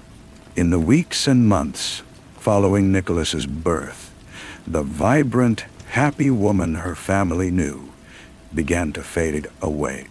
In her place stood a stranger, a hollowed-out version of herself, haunted by a sadness she couldn't name and gripped by fears she couldn't put into words. Her neighbors began to notice the change. They'd spot her around the neighborhood, but she was never alone with her children. An older woman, likely her mother or mother-in-law, was always there, a constant, watchful presence. One neighbor remembered seeing her at a stop sign, her car idling, her eyes locked in a blank, unsettling stare. "She'd just be staring at you," the neighbor recalled. "I thought it was kind of weird." The woman who had once been an active, engaged part of the community had become a ghost in her own life, a silent, watchful figure drifting on the edges. Her family knew she was struggling. They were doing everything they could to help her. In early to mid-July, she was reportedly diagnosed with postpartum depression and given medication. She was seeking treatment, fighting to claw her way back to the surface. But the illness had a powerful, relentless grip. This was more than just the baby blues, more than the exhaustion and worry that all new mothers feel. This was a deep, pathological despair, a chemical imbalance that was warping her view of reality, twisting her love for her children into something dark and terrifying. On the morning of Wednesday, July 24th, 2013, the fragile piece of Cridge Park Drive shattered forever. Around 8:00 a.m., a welfare call was placed to 911 from the Gibson home. The call was a hang-up, a silent plea for help that spoke volumes. Police were dispatched to the house for what seemed like a routine call, but was about to escalate into unimaginable horror. The first officers to arrive found a house wrapped in eerie quiet. There was no sign of struggle, no obvious hint of the tragedy about to unfold. What happened next would become a matter of intense debate and an internal review. But the outcome was brutally clear. Sometime after police arrived, the children's grandmother, who had also rushed to the scene, made a discovery that would haunt her forever. In an upstairs bathtub, she found the small, still bodies of Anna and Nicholas, unresponsive, submerged in the water. The quiet suburban street exploded into a whirlwind of emergency lights and frantic activity. The children were rushed to the hospital, their tiny bodies victims of something not yet understood. But it was too late. Anna, the vibrant 2-year-old, and Nicholas, the 3-month-old baby boy, could not be saved. They were pronounced dead. In the chaos and confusion of those first moments, a horrifying realization began to dawn. Lisa was gone. She had simply vanished. Her car sat untouched in the driveway, her purse and keys left behind on the counter. She had disappeared into the quiet morning, leaving behind a scene of unthinkable tragedy. The police launched a massive search immediately. The investigation became a desperate race against time. hunting for a person of interest in a double homicide while searching for a missing woman who was likely deeply troubled. The homicide unit took charge. Their presence on this peaceful residential street spoke volumes about how serious things had become. Police tape blocked off the entrance to a park across from the home. Officers spread out through the neighborhood, their faces grim, their search careful and thorough. As word of the tragedy spread, shock and disbelief swept through the city. How could this happen? How could a mother, a woman whose life had seemed so perfect, be connected to something so devastating? The police chose their words carefully, calling Lisa a person of interest. But that careful language did little to stop the storm of speculation already building. They released her photograph, a smiling, happy picture that felt haunting against the dark reality of that day. They pleaded with the public for help, for any sighting of the 32-year-old mother who had vanished without a trace. The search for Lisa grew more intense. Tips flooded in, reports of a distraught woman in pajama pants, wandering without purpose. The search shifted focus to the city's rivers, the dark, murky waters of the Assiniboine and the Red, snaking their way through the heart of Winnipeg. On Friday, July 26th, 2 days after the children were found, police divers began searching the Assiniboine River near the family home. Watching those divers disappear into the cold brown water became a powerful symbol of the city's shared nightmare. That same day, police confirmed what many had suspected. Lisa had recently been prescribed medication for postpartum depression. The term, once a quiet clinical diagnosis discussed behind closed doors, was now at the center of a public tragedy. It raised difficult, uncomfortable questions about motherhood, the fragility of the human mind, and whether new mothers were getting the mental health support they desperately needed. The agonizing wait for news ended on Saturday, July 27th. A woman's body was recovered from the Red River near the Alexander Docks, a commercial area far from the tree-lined streets of Westwood. The next day, police confirmed the city's worst fears. It was Lisa Gibson. The search was over, but the criminal investigation was just beginning. Police now faced the overwhelming task of piecing together what happened that terrible morning. They were dealing with a case that was both double homicide and suicide, a tragedy born not from malice or greed, but from devastating mental illness. For more than 2 months, the city waited for answers. Police stayed quiet, their investigations slowed by the need for forensic analysis and toxicology reports. They were determined to stick to facts, to avoid the speculation consuming public conversation. Finally, on October 3, 2013, the Winnipeg Police Service held a press conference. The news was what everyone expected, but no less devastating for its inevitability. They officially confirmed that Lisa Gibson had drowned her 2 children before taking her own life. The criminal investigation was closed. The confirmation brought closure, but it did little to ease the profound sorrow and bewilderment hanging over the city. How could a loving mother be driven to such a desperate act? The answer, as experts and advocates tried to explain, lay in the dark and often misunderstood world of postpartum psychosis. This is a rare but severe mental illness that can strike after childbirth. It's not the same as postpartum depression. It's a psychiatric emergency, a sudden dramatic break from reality. Those suffering can experience hallucinations, delusions, and paranoid beliefs. In the grip of this illness, a mother's love can twist into a terrifying conviction that she must harm her child, either to save them from some perceived terrible fate, or because of delusional beliefs that they're evil or possessed. It's an illness that strikes without warning, transforming a loving mother into a danger to herself and her children.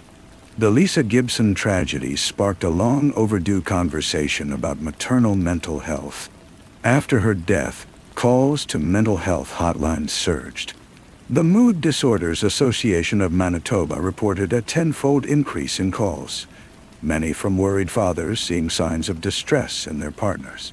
The tragedy had lifted the veil of silence that so often surrounds postpartum mental illness, forcing the community to face a difficult and uncomfortable truth. For Brian Gibson, the husband and father left behind, there was nothing but an endless ocean of unimaginable grief. No easy answers existed.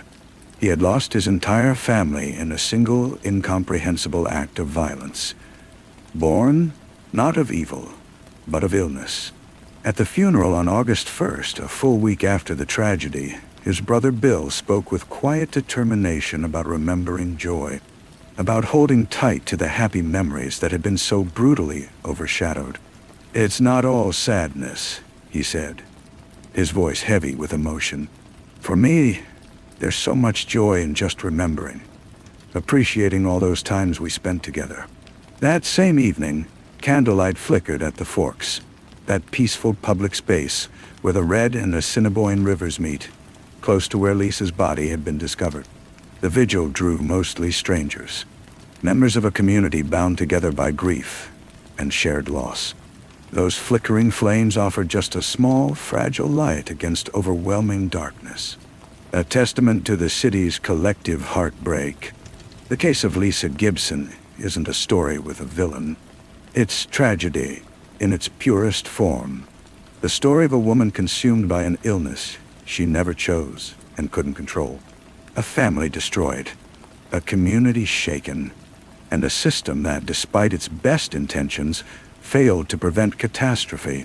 The questions raised by Lisa Gibson's death still linger. Was her care adequate? Could more have been done? The Winnipeg Regional Health Authority conducted their review, stating that her treatment followed normal protocols. But the outcome tells us that sometimes normal protocols simply aren't enough. The house on Cridge Park Drive no longer belongs to the Gibson family. It's been sold. Its tragic history now a silent, invisible scar on that quiet suburban street. But the memory of what happened there remains, a haunting reminder of the darkness that can hide behind even the most perfect facades. Lisa Gibson's story isn't about a monster.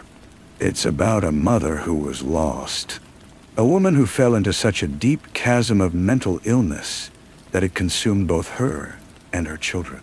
It's a story that forces us to face the devastating reality of postpartum psychosis, to strip away stigma and shame, and recognize it for what it truly is, a medical emergency demanding swift, compassionate, comprehensive response. In all its unbearable sadness, this story carries a desperate, urgent plea to listen for silent cries for help, to see the darkness that can gather behind smiling photographs, and to do everything in our power to ensure no other family endures such devastating loss. The echoes of that 911 hang-up call, a silent scream from the depths of despair, will forever remind us of the day darkness won. Story 8. In the sprawling, ever-changing city of Atlanta, a place where constant reinvention meets enduring history, some figures stand as pillars. Their lives become so deeply woven into their community's fabric that their absence would tear a gaping hole in the very heart of the city. Barney Lamar Sims was exactly that kind of man. At 70 years old, he towered over his southwest Atlanta neighborhood of Bonnybrook, not just in stature, but in spirit. Here was a community activist whose legacy wasn't carved in stone monuments, but lived and breathed in the countless lives he touched and the positive change he'd tirelessly championed. His entire existence was built on service. Through a long and distinguished career, he'd risen to become chairman of the Atlanta Housing Authority, fighting relentlessly for the city's most vulnerable residents. Even in retirement, his work never stopped. As president of his neighborhood association, he became a familiar and deeply beloved presence. This was a man equally comfortable picking up trash on a Saturday morning as he was meeting with city leaders in polished boardrooms. He chose to stay in the community he loved, even as crime rates climbed around him. His presence stood as an unwavering symbol of hope and resilience. His home on Connolly Drive reflected the man himself, unassuming, welcoming, and deeply rooted in the community it served. From this humble base, he orchestrated his campaigns for a better neighborhood. His phone buzzed constantly with activity. His door remained forever open to those in need. He was mentor, father figure, and wise counselor. A man whose kindness became a source of strength for so many. But in the spring of 2016, the peace of this quiet street and the life of the man who was its beating heart were about to be shattered. A senseless act of violence would leave an entire city mourning and a community reeling in disbelief. On the afternoon of Saturday, April 9th, 2016, the familiar, comforting rhythm of life on Connolly Drive was broken by a sound both alien and tragically familiar: the sharp, percussive crack of gunshots. Neighbor Lumo Gray heard those sounds around 3:30 p.m. But in a city where gunfire can be part of the urban soundtrack, she initially dismissed them. There were no screams, no sounds of struggle, nothing to suggest that a life had just been violently extinguished in broad daylight. It wasn't until 2 hours later, around 5:30 p.m., that the horrifying truth revealed itself. Looking out her window, she saw a sight that would burn forever in her memory: the lifeless body of her neighbor, Barney Sims, lying motionless in the bushes that separated their yards. The 911 call brought a swarm of police activity to the quiet street. The scene that greeted first responders was one of chilling, absolute finality. Barney Sims, the pillar of his community, lay dead in his own front yard, victim of a crime as brutal as it was baffling. Initial examination revealed he'd been shot. The fatal wound told the story of a sudden, violent confrontation. As investigators from the Atlanta Police Department began piecing together the first fragments of this puzzle, they quickly realized this wasn't random street violence. Sims' front door stood unlocked, suggesting he may have known his attacker. His 2006 Lexus, a car that was a familiar sight in the neighborhood, had vanished from his driveway, clearly indicating robbery as a likely motive. The murder of a man of Barney Sims' stature sent immediate shockwaves rippling through the city. From the mayor's office to neighborhood watch groups, the sense of loss felt both profound and personal. "I am simply heartbroken by the senseless killing of Barney Sims," said City Councilwoman Kesha Lance Bottoms, her words echoing the sentiments of an entire city in mourning. The man who had dedicated his life to fighting for a safer, better Atlanta had himself become a victim of the very violence he'd worked so hard to combat. The investigation, led by a team of determined homicide detectives, began with the painstaking work of retracing a dead man's final steps. They knew that to find the killer, they first had to understand the victim's last hours. The first crucial clue emerged from Sims' bank records. His final purchase had been made at a Waffle House near Hartsfield-Jackson International Airport, a mundane transaction that would prove to be the key, unlocking this entire case. Detectives rushed to the Waffle House and pulled surveillance footage from the hours leading up to the murder. There, on the grainy video, they saw him, Barney Sims, sitting at a table, sharing a meal, and across from him sat a young man, a teenager with a wiry frame and a face that masked youthful indifference. The two appeared deep in conversation. The scene seemed unremarkable, just a snapshot of two people sharing a meal in a 24-hour diner. But for the detectives, this was their first glimpse of the person likely the last to see Barney Sims alive. The image of the young man was released to the public, and soon a name emerged from the digital darkness. Relatives came forward and identified the teenager in the video. His name was Eric Banks Jr., and he was just 17 years old. A boy standing on the edge of manhood, living in a world far removed from the respected, established life of Barney Sims. The investigation finally had what it needed: a name, a face, and a clear person of interest. But sharing a meal wasn't proof of murder. The detectives knew they needed more.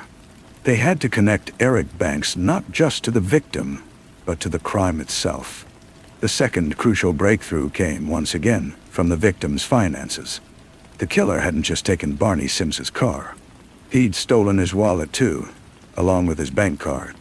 In what could only be described as either brazen arrogance or youthful foolishness, the killer had actually started using that stolen card. The detectives followed this digital trail of breadcrumbs, a series of fraudulent charges that led them on a grim hunt across the city. Each transaction became a new piece of evidence, another fragment of the puzzle, another nail in the coffin of the killer's freedom. And that trail led them straight to Eric Banks. The evidence was building now, forming a chain of circumstances that tightened like a noose around the young suspect. The final piece fell into place when police found Barney Sim's stolen Lexus. There it was, parked in Banks' own neighborhood. One last damning connection between the 17-year-old and the murdered civil rights leader. Just 5 days after discovering Barney Sim's body, the full force of the law came down on Eric Banks Jr. He was arrested and brought in for questioning. At first, he was defiant, completely denying any involvement in the murder. He told police he'd met Sims through friends and had hoped the older man might help him, maybe serve as a mentor who could guide him towards something better. It was a believable story, one that fit perfectly with everything the city knew about Barney Sim's dedication to helping young people. But it was a story that quickly began to fall apart. When confronted with the overwhelming evidence, the Waffle House video, the credit card charges, the location of that stolen car, Banks' story started to shift. The denial crumbled into confession, but it was a confession wrapped in justification, a desperate attempt to transform cold-blooded murder into self-defense. He claimed that after their meal at the Waffle House, Sims had driven him back to his home. There, while they sat on a bench in the front yard, Banks alleged that Sims had made advances toward him, that the older man had made unwanted approaches and touched him inappropriately. He insisted he'd felt threatened, that he'd panicked, and that in a moment of fear, he pulled out a gun and fired. It was a shocking claim, clearly designed to confuse and muddy the waters. It was an attempt to destroy the character of a man who could no longer defend himself, to tarnish the reputation of a beloved community leader in a desperate bid to save his own skin. But the detectives and prosecutors didn't believe it for a second. The physical evidence told a completely different story. Barney Sims hadn't been shot in any face-to-face confrontation or struggle born from panic. He'd been shot twice in the back. This was an execution, not self-defense. The prosecution's theory was both clear and chilling. This was a robbery gone horribly, tragically wrong. Eric Banks hadn't been looking for a mentor. He'd been hunting for a target. He'd seen in this kind, elderly man an easy mark, a source of quick cash. He'd killed him for his car, for his wallet, for whatever few dollars might have been in his pocket. The self-defense claim crumbled even further under Banks' own words. He'd confessed to his aunt, telling her the same story he'd later tell police. But his actions after the murder spoke not of fear, but of cold, calculated greed. He'd stolen a dead man's car, used his credit cards, and gone about his life as if nothing had happened. The mask of the terrified, victimized teenager had slipped away, revealing the cold, hard face of a killer. In July 2016, a grand jury indicted Eric Banks Jr. on multiple charges: malice murder, felony murder, armed robbery, and hijacking a motor vehicle. The legal machinery began its slow, methodical march toward a justice that could never undo the damage already done. For the next year and a half, the case wound its way through the Fulton County court system. Finally, on November 13, 2017, Eric Banks Jr., now 18 years old, stood before a judge. His brief, violent career as a killer had reached its end. Facing the possibility of life in prison, he chose to accept a plea deal. He pleaded guilty to all charges, a final admission of guilt that put an end to the lies, the denials, and the desperate attempts to escape responsibility.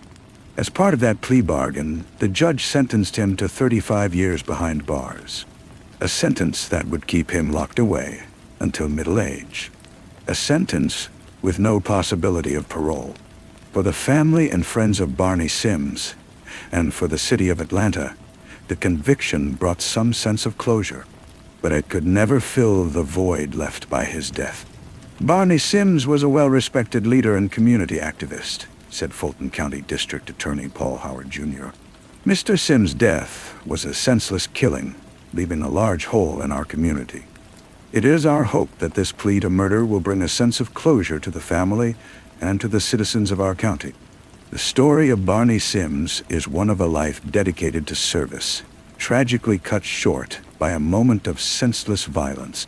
It's a story that reveals the heartbreaking, often random nature of urban crime. A stark reminder that even the most beloved and respected members of a community aren't immune to the darkness that can lurk along its edges. But this is also a story about the power of modern police work.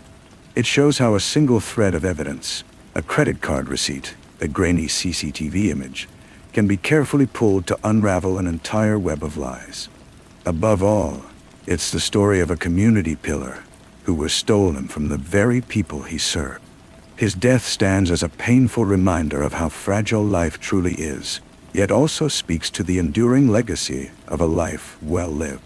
Barney Sims, the pillar of Bonnybrook, was gone, but the foundation he had built, the community he had nurtured, these would stand as a lasting testament to the man he was. Story 9. In the heart of Upper Silesia, a region of Poland scarred and blackened by centuries of coal mining, the earth itself seems to hold memories of hardship. This is a land of towering slag heaps and smokestacks, of tightly packed brick houses stained with soot, where generations of men have descended into the dark, treacherous belly of the earth to carve out their living. In the 1970s, under the gray, oppressive sky of the Polish People's Republic, this industrial landscape was haunted by a specter of fear. A phantom who stalked the edges of daily life, turning the ordinary into the macabre. He was a predator who emerged from the very fabric of this working-class world. A man who, on the surface, seemed no different from the thousands of other miners toiling alongside him. But beneath his ordinary facade, a monstrous ambition was taking root. The burning desire to claw his way out of obscurity and into the annals of infamy. His name was Wim Nicola, but he would become known by far more chilling monikers. The Vampire of Beetham, and most terrifyingly, Frankenstein. Nicola was a man born of resentment and nurtured by deep, simmering rage. His life began on September 8, 1952, in Beetham, a city built on coal, a place where identity was forged in the heat of furnaces and the darkness of mines. He was a child of fractured heritage, his father German, his mother Polish. In the post-war years, this made him a perpetual outsider, a target for the cruel taunts of other children. This sense of otherness was compounded by a brutal and loveless upbringing. His mother seemed to view him as nothing but a burden. She openly disdained his German roots, calling him vile names and subjecting him to relentless physical and psychological abuse. His grandmother, a figure of stern, unforgiving authority, dealt out violent punishments for the smallest transgressions. The home that should have been a sanctuary became instead a crucible of violence and rejection, a place where young Wim learned he was unwanted, unloved, and unworthy.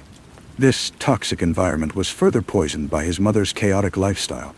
She would bring men home, conducting her affairs in full view of her young son. This spectacle warped his understanding of relationships and intimacy. He became a silent, unwilling witness to a world of adult desires he couldn't comprehend, a world from which he felt utterly excluded. This early exposure to dysfunction, combined with constant rejection from the primary female figures in his life, planted the seeds of a profound and deadly hatred. He grew to see women not as individuals, but as treacherous, duplicitous creatures, a source of all his pain and humiliation. His first serious brush with the law came when he was just a teenager. He was accused of assault, a crime for which he vehemently protested his innocence. The details remain murky, but the outcome was life-altering. His own mother, in what he saw as the ultimate betrayal, sided against him. This reinforced his twisted belief that women were aligned against him. He was convicted and sent to prison for 3 years. In the brutal, unforgiving world of the Polish penal system, his simmering resentment curdled into cold, hard hatred. It lit the hatred inside of me, he would later confess. When I got out, I wanted to get revenge on women. This hatred was against all women. Prison had not reformed him. It had forged him into a weapon. Upon his release, Nikola attempted to build a life of conventional respectability.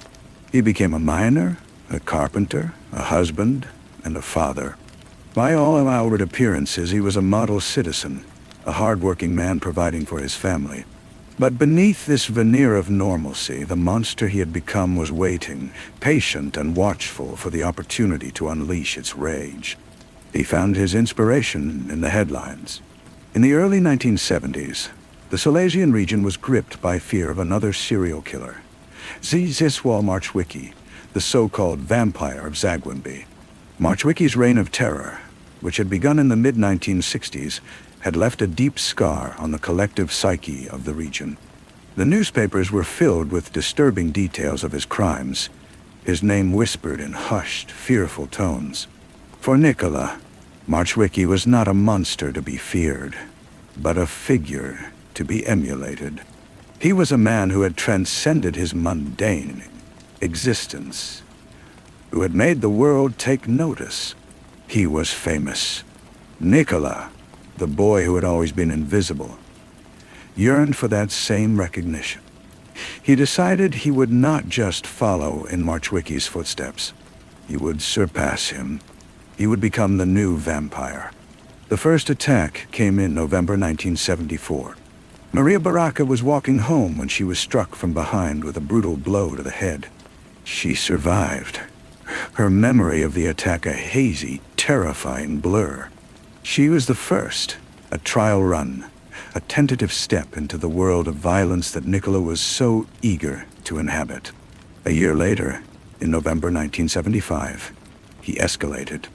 Elzbieta Mikolowa, a 23-year-old woman, became his target. He followed her through the grimy streets of Pikarys-Lasky, his footsteps silent in the darkness. And then he struck. He ended her life with brutal force. His weapon of choice was simple yet devastating. A miner's axe or heavy hammer, tools he knew intimately from his daily work. But the act itself wasn't enough for him. In a grotesque ritual that would become his signature, he subjected her body to degradations afterward. A final chilling act of contempt. He was no longer just a man with a grudge. He had become a killer, a predator who had tasted blood and found it to his liking. The police, already stretched thin and working with primitive forensic tools of the era, were slow to connect the crimes. The attacks came sporadically, spread across the sprawling industrial landscape of Upper Silesia. Nikola moved like a ghost, a phantom who slipped back into his ordinary life, his hands stained with blood that no one could see. In May 1976, he struck again. Miroslava Sarnowska, a 30-year-old woman, became his next victim. In a chilling twist of fate, Sarnowska had already survived one encounter with evil. She had escaped an attack by the original vampire of Zagłębie, Zdzisław Marczewski, and her testimony had been crucial in his conviction. Now, in a cruel echo of the past, she found herself in the crosshairs of a new predator, a man who saw her as a link to the fame he so desperately craved. Nikola took her life in Haju, another brutal attack that ended in his ritual of violation.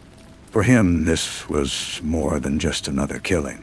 It was a symbolic act, the passing of the torch from one monster to another. The terror continued relentlessly. In October 1976, he ended the life of 26-year-old Teresa Rims in his hometown of Betondorod. He was becoming bolder, more confident in his darkness. He attacked at least 7 other women who, by some miracle, managed to survive, their lives forever scarred by their encounter with the Frankenstein of Silesia.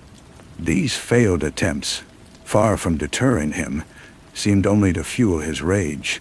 His frustration manifested in the increasing brutality of his successful attacks.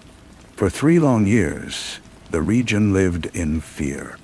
The police faced immense pressure, but they were chasing a shadow. Nikola had mastered the double life. By day, he was a hard-working miner, a husband and father who blended seamlessly into his community. By night, he transformed into a monster, a creature of pure, unadulterated rage, who prowled the dark industrial landscape, searching for his next victim. In September 1979, the police finally caught a break. Nikola was arrested as a suspect in one of the attempted attacks, but the Phantom proved slippery. He had an alibi, seemingly ironclad proof that he'd been at work in the mine during the attack. His work card meticulously tracked his hours, showing he'd been underground, toiling away with his fellow miners. He was released.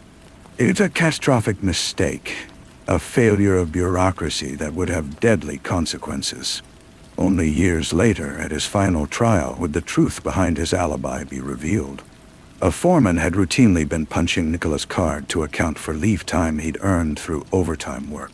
This common, informal practice had inadvertently provided a killer with the perfect cover. The close calls seemed to shake him. For the next 2.5 years, Nikola went dormant. The attacks stopped. The vampire of Bethlehem seemed to have vanished as mysteriously as he'd appeared. The region breathed a collective sigh of relief. But the monster wasn't gone. It was merely hibernating, its rage festering, waiting for the right moment to reemerge. The final fatal mistake came from within his own family. When Nikola had a wife and 2 sons, but he also had a young sister-in-law, a 17-year-old girl named Boguslaw Lydiga. He had developed a dangerous obsession with her, a dark desire that he struggled to contain. On May 8th, 1982, that obsession reached its terrible, inevitable conclusion. He lured her to a secluded spot, a wooded area in Perislavsky. There, in the quiet of the forest, he assaulted her.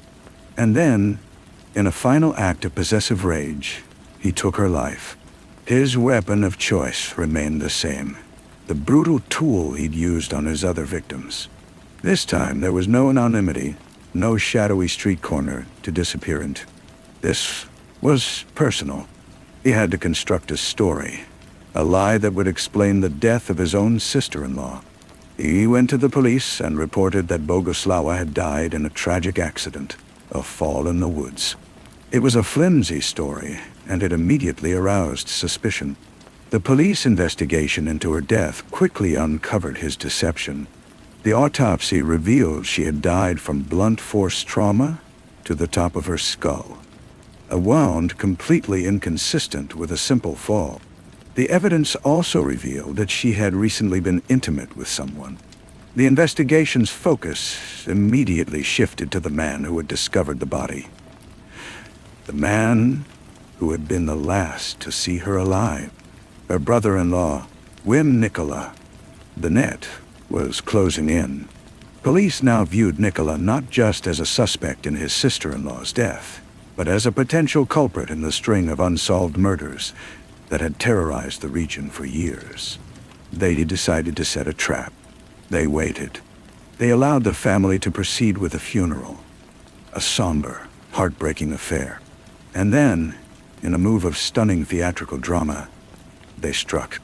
As the grieving family stood by the graveside, police descended, arresting Wim Nikola in full view of the mourners.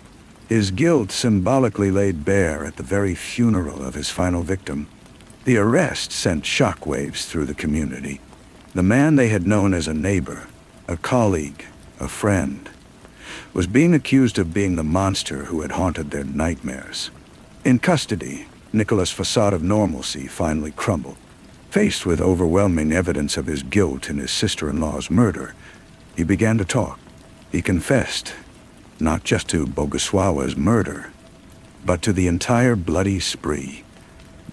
He recounted the details of his crimes with chilling, detached pride. His confession became a grotesque performance for an audience he had always craved. He spoke of his hatred for women, his desire for revenge, his ambition to become more famous than the vampire of Zagłębie. He had achieved his goal. He was a star, his name now etched in the dark pantheon of Poland's most notorious killers. His trial was a sensation. The courtroom was packed, the public hungry for a glimpse of the man who had terrorized them for so long. Nicola, reveling in the spotlight, seemed to enjoy the proceedings. He showed no remorse, no empathy for his victims. His only concern was for his own legacy, his place in the annals of crime. He was found guilty of 5 murders and 7 attempted murders. In a Poland that still had the death penalty, the sentence was a foregone conclusion. He was condemned to die. On October 28, 1985, just a few weeks after his 33rd birthday, Wim Nicola was led to the gallows in a Kraków prison. He was hanged, his life extinguished in a final state-sanctioned act of violence. It was a fittingly grim end for a man who had brought so much darkness into the world. His execution marked the end of a chapter of fear for the people of Silesia. But the memory of the vampire of Benzin, the Frankenstein who had walked among them, would not be so easily erased. The story of Wim Nicola is a chilling study in the genesis of a monster. It is a story of a childhood steeped in abuse and rejection, of a mind poisoned by toxic misogyny, and of a society that for a time was unable to see the killer in its midst. He was a product of his environment, a creature born of the soot and the slag, the darkness of the mines mirroring the darkness in his own soul. He was a man who, in his desperate, pathetic quest for fame, chose the path of ultimate destruction, leaving a trail of shattered lives and a legacy of terror that would forever haunt the industrial heartland of Poland. He had wanted to be remembered, and in the end, he got his wish. He would forever be remembered as the Frankenstein of Silesia, a monster of their own making. Story 10. The sun hung low over the Willamette Valley on that crisp morning of May 24th, 2004, casting long shadows across the neatly manicured lawns of the Oak Park Apartments in Corvallis, Oregon. Brooke Wilberger stepped out into the parking lot with quiet purpose. At 19, she was bright-eyed and radiant, with sun-kissed blonde hair and a smile that could light up the darkest room. She had just finished her freshman year at Brigham Young University in Provo, Utah, where she'd thrown herself into her studies, her faith, and the close-knit community of her Church of Jesus Christ of Latter-day Saints ward. Brooke was the 5th of 6 children, raised with love in the small town of Veneta near Eugene. There, the air always carried the faint scent of pine and whispered promises of new beginnings. Her parents, Greg and Cammie Wilberger, had woven deep threads of responsibility and joy into her character, values that sparkled in everything she did, from volunteering at church events to cheering wildly at her siblings' soccer games. That summer, Brooke had come home to Oregon, eager to spend precious time with her family and help wherever hands were needed. Her older sister, Stephanie Hansen, managed the Oak Park Apartments with her husband, and Brooke had cheerfully volunteered for some simple maintenance work. Nothing complicated, just cleaning the lampposts in the parking lot, wiping away the grime that spring rains had left behind. She dressed casually that morning, a t-shirt with small print, an indigo Fresh Jive sweatshirt, blue jeans, and flip-flop sandals. Every inch the vibrant young woman standing on the edge of adulthood. Around her finger, she wore a silver ring engraved with Shitiari. Choose the right. A gentle reminder of her Mormon upbringing. Small hoop earrings caught the morning light as she moved, and perhaps a simple silver watch circled her wrist. quietly ticking away the moments of what seemed like any ordinary day. The apartment complex sat on the edge of Oregon State University's campus, where students hurried between classes and the steady hum of campus life blended seamlessly with the peaceful rhythm of residential neighborhoods. Corvallis felt like the kind of place where safety was a given, a college town of about 54,000 souls, nestled between rolling hills and the distant Cascade Mountains. Families raised their children here, without a second thought about danger. Young women like Brooke moved through their days with unshakable trust in their surroundings. But beneath that peaceful surface, shadows waited for the right moment to emerge.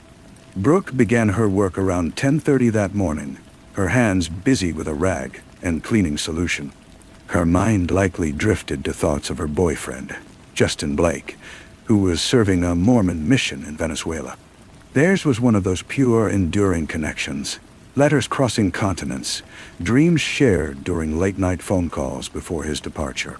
Brooke had always been the steady one, the girl who balanced school, sports, and spirituality with effortless grace. She graduated from Elmira High School with honors, her laughter echoing through family gatherings, her kindness touching everyone she met. That morning, as she scrubbed the lampposts, she might have hummed a favorite hymn or planned her afternoon. She had no way of knowing that the ordinary was about to shatter completely. By noon, concern began rippling through the Hanson household. Stephanie expected Brooke for lunch, but she never appeared. Stephanie stepped outside, calling her sister's name, her voice carrying across the parking lot. Silence answered back. Brooke's car sat untouched. Her purse and keys waited safely inside the apartment, but her flip-flops lay abandoned near one of the lampposts, as if kicked off in sudden haste. A cold unease settled in Stephanie's chest. She searched everywhere, nearby units, the laundry room, even the edges of the property. Every place Brooke might have wandered. Still nothing. The sisters had always been close, bonded by shared childhood memories of family road trips and holiday feasts. Stephanie knew with absolute certainty that Brooke wouldn't just vanish without a word.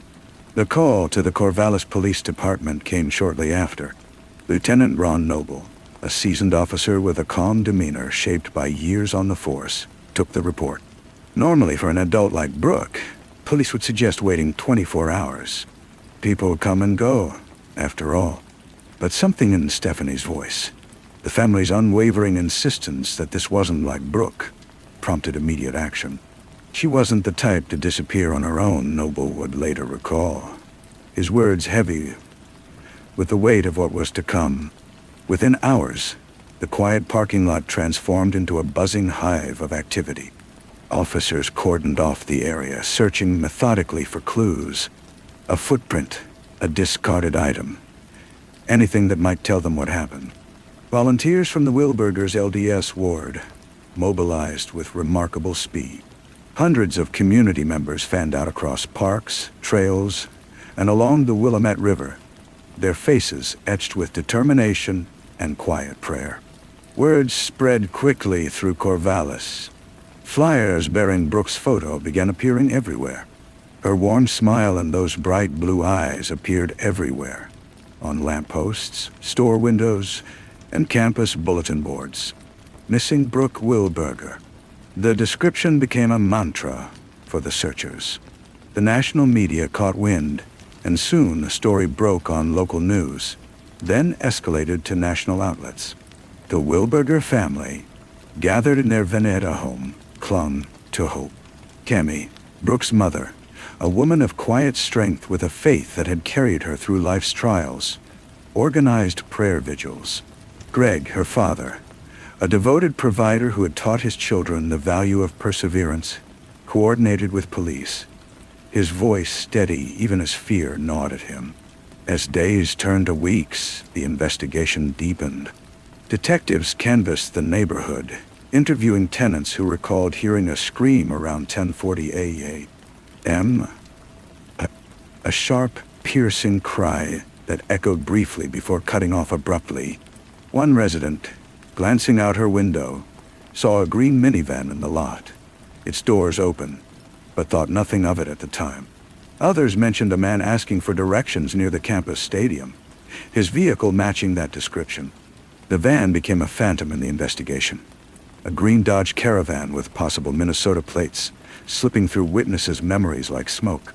Police chased leads. A suspicious car spotted on a nearby highway.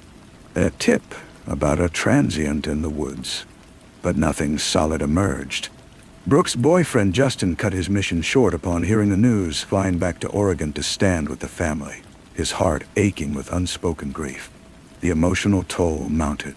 Cammie lay awake at night, replaying memories of Brooks' laughter during family dinners, her enthusiasm for soccer, her gentle way with younger siblings. The Wilbergers, 3 sisters and 2 brothers, gathered often, sharing stories to keep Brooks' spirit alive. Shannon, the eldest, became the family's anchor, organizing fundraisers and media appeals. Spencer, Brooks' brother, scoured the internet for similar cases, his youthful optimism clashing with harsh reality. Jessica, close in age to Brooke, felt the void most acutely. The empty space at the dinner table served as a constant reminder. Faith sustained them. Church services filled with prayers for Brooks' safe return. Hymns rising like a collective plea to the heavens. Yet doubt crept in, whispering possibilities no parent wants to entertain. 5 months passed. The summer heat gave way to autumn rains. The search parties dwindled, but the family's resolve did not.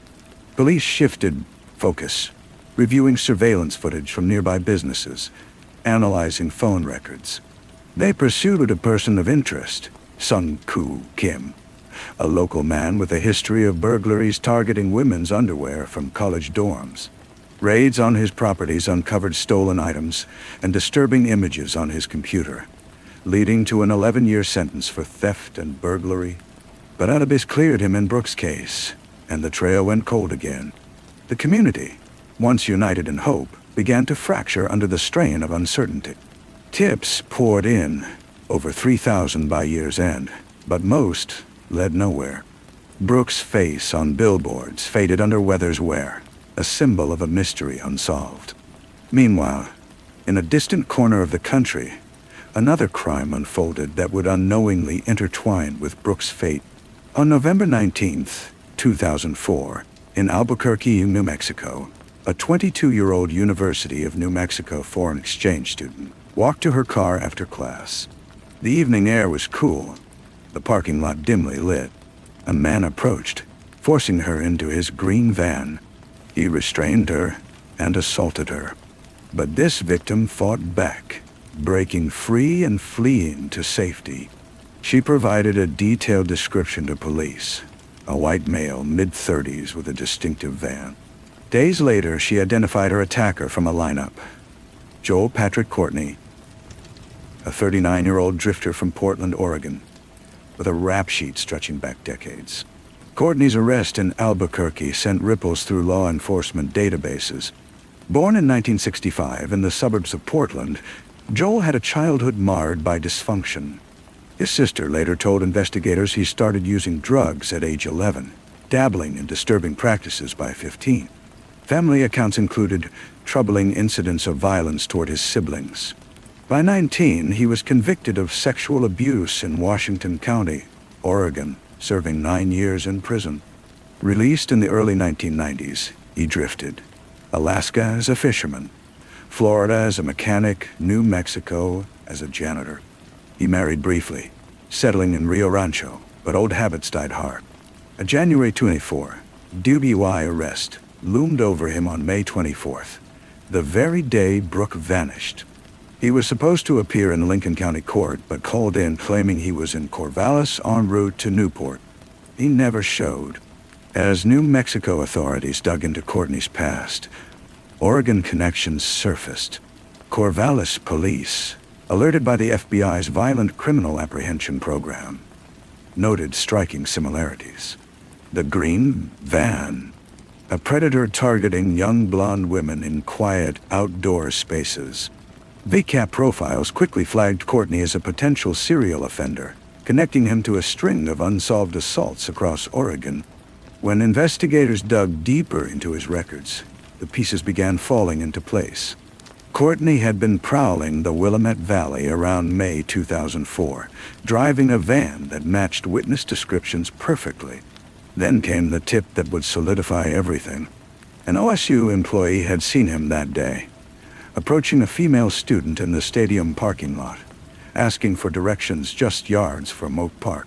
She picked him out of a photo lineup without hesitation. By August 2005, the charges were mounting fast. 19 counts including aggravated murder, kidnapping, and sexual assault. Even without a body, prosecutors were building their case on circumstantial evidence that painted a chilling picture.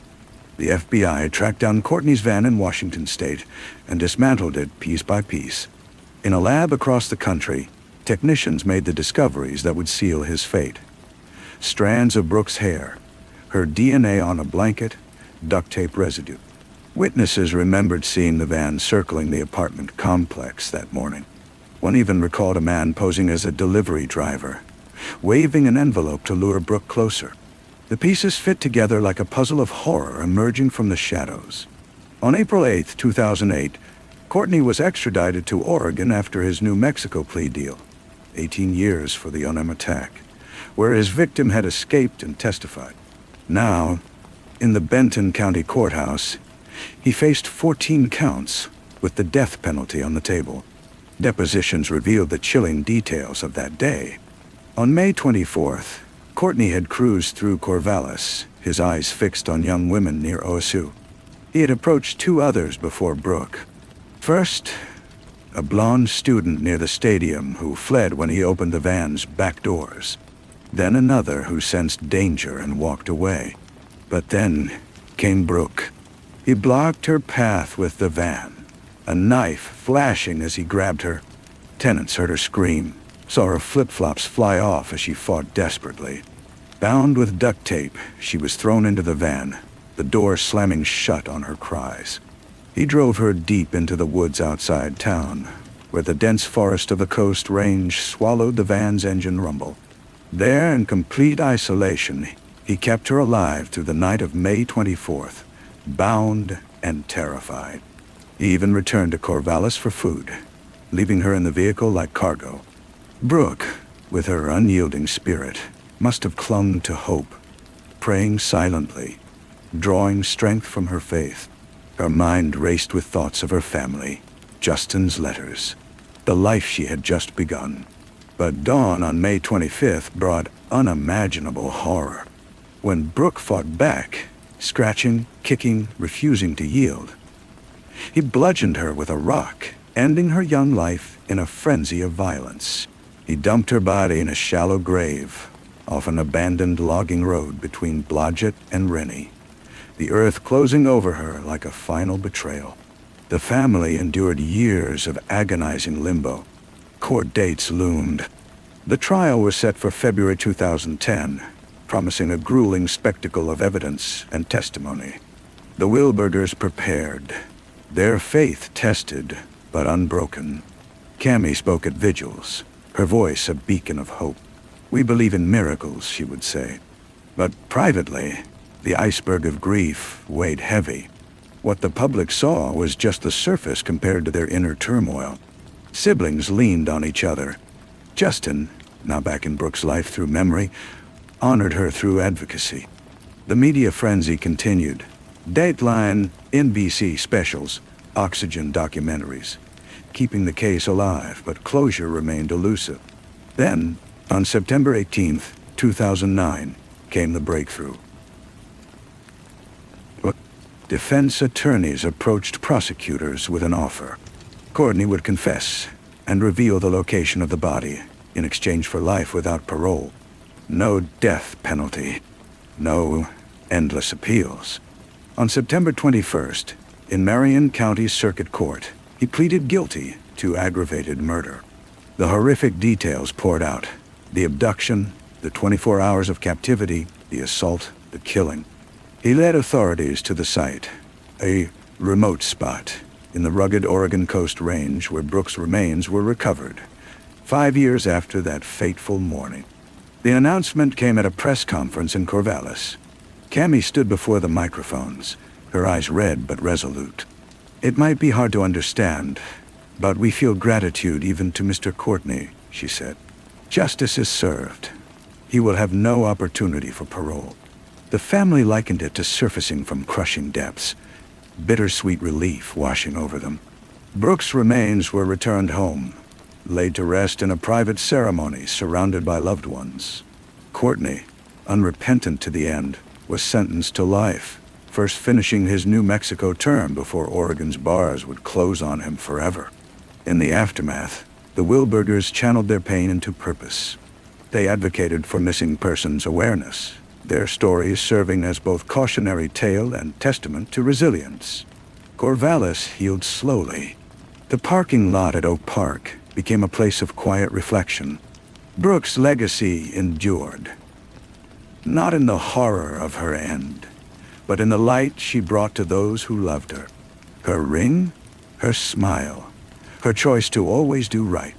These remained, etching her into hearts forever. The valley moved on, but the echoes of that May morning lingered, a reminder of life's fragility and the enduring power of family and faith.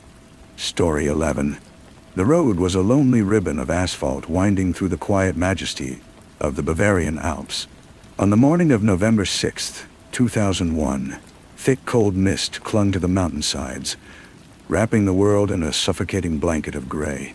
For a local woman driving along this secluded route near Garmisch-Partenkirchen and Kirchen, it should have been just another familiar journey, a routine part of her day. But this morning, the familiar would be shattered by something utterly unthinkable. Ahead, in the middle of the damp pavement, lay a shape. At first glance, it looked like a discarded mannequin, a piece of refuse carelessly tossed aside. As her car drew closer, the image sharpened, resolving into a horrifying reality. It wasn't a mannequin at all. It was a body. A woman, nearly naked, lay crumpled on the cold asphalt. Her skin bore the canvas of countless bruises. Her face was destroyed, so mutilated it was completely unrecognizable. The driver's heart hammered against her ribs as she slowed to a stop. The silence of the Alps suddenly screamed with the violence of the scene before her. Who was this woman? What unspeakable horror had happened to her in this serene landscape? But the most terrifying question wasn't who she was. It was who could have wanted her so completely erased from existence that they would destroy her again and again, ensuring no one could ever put a name to her face. The discovery on that cold, misty morning would trigger a sprawling international investigation. A 2-year manhunt that would unravel a shocking tale of double lives, a mother's betrayal, a daughter's trust, and a killer hiding behind the most charming and devastating of smiles. This was the beginning of the story of Elizabeth Landsman. But for a long time, she was simply the nameless woman from the Alpine Road. The initial moments of the investigation unfolded like controlled chaos. German investigators descended upon the scene, their professional calm a stark contrast to the brutality they were there to document. The woman's body told a story of desperate final struggle. Her wrists and arms were marked with defensive wounds. Tire tracks were clearly visible across her torso. The coroner would later confirm that she had endured extreme violence before being run over multiple times, likely while unconscious. It was an act of complete annihilation, designed to obliterate her very identity. There were no clothes, no purse, no identification. The killer had stripped her not just of her life, but of her name. The only personal effect found at the scene was a single earring, lying in the debris nearby. A tiny, glinting clue in a vast emptiness of information. An autopsy revealed more fragments of her story. She had died just hours earlier from internal bleeding caused by massive trauma. She was a mother, having given birth at least once. Forensic analysis suggested she had been intimate with someone shortly before her death, though whether it was consensual remained impossible to determine. Initially, her age was estimated between 25 and 30, a detail that would later prove to be a significant miscalculation, sending the early investigation down a frustratingly wrong path. Just meters from where the body lay, a passerby made another discovery that same morning. A plastic bag discarded along the riverbank. Inside, neatly folded, was a set of expensive lingerie, a bra, panties, and stockings. The labels were Italian. This was their first concrete link to anywhere, a thread pointing south. With this discovery, an international investigation was born. German authorities assembled a special commission, a dedicated team tasked with what seemed an impossible job, to give a name to a ghost. They began by casting a wide net, reviewing missing person reports from Germany, then expanding their search to Italy, Austria, Switzerland, and eventually 45 other countries. Hundreds of names and faces passed before them. Each one represented a family's loss and worry, but none matched the woman in their morgue. She was a ghost in every official database. DNA recovered from beneath her fingernails revealed the presence of male DNA, likely that of her killer. But when run through international criminal databases, it yielded no hits. It was as if both she and the man who killed her had never existed in any official capacity. Frustrated but undeterred, the investigators turned to science and art to give her a face. They commissioned a forensic facial reconstruction. Anthropologists and artists worked meticulously, using the structure of her skull to sculpt a likeness. They added lines of experience, imagined a hairstyle, and brought to life a woman with a calm, steady gaze. This reconstructed face was broadcast on television programs and printed in newspapers across both Germany and Italy. The hope was simple and desperate. Someone, somewhere, must recognize her. A friend, a family member, a former colleague. But the plea was met with silence. No one came forward. Weeks bled into months, and the trail grew colder with every passing day. The initial age estimate of 25 to 30 had yielded nothing, and a growing sense of unease settled over the investigation like a dark cloud. As frustration mounted, the team began questioning everything, including their own forensic assessment. They ordered a second analysis of the remains. This time, a different specialist reached a startling new conclusion. The woman wasn't in her 20s or early 30s at all. She was more likely in her mid-40s, closer to 45. It was a seismic shift. A 16-year gap that suddenly opened up a whole new world of possibilities. Yet even with this revised age, the missing person reports remained stubbornly, maddeningly empty. No one matching her new description was on record as having vanished. By August 2002, 9 months after her body was discovered, the official Italian task force assisting the Germans was quietly disbanded. The case was handed over to just 3 dedicated detectives in Italy. For them, the workload was crushing, but they refused to let her go. The nameless woman had become more than just a file number. She was a haunting presence in their daily thoughts. Her well-groomed appearance, the expensive lingerie, the evidence of quality dental work, everything pointed to a comfortable life. How could a woman like this simply vanish from the world without anyone raising an alarm? No family searching, no friends calling, no concerned employer filing reports. It was a riddle that defied all logic. These 3 detectives, working alongside the German commission, continued pushing forward.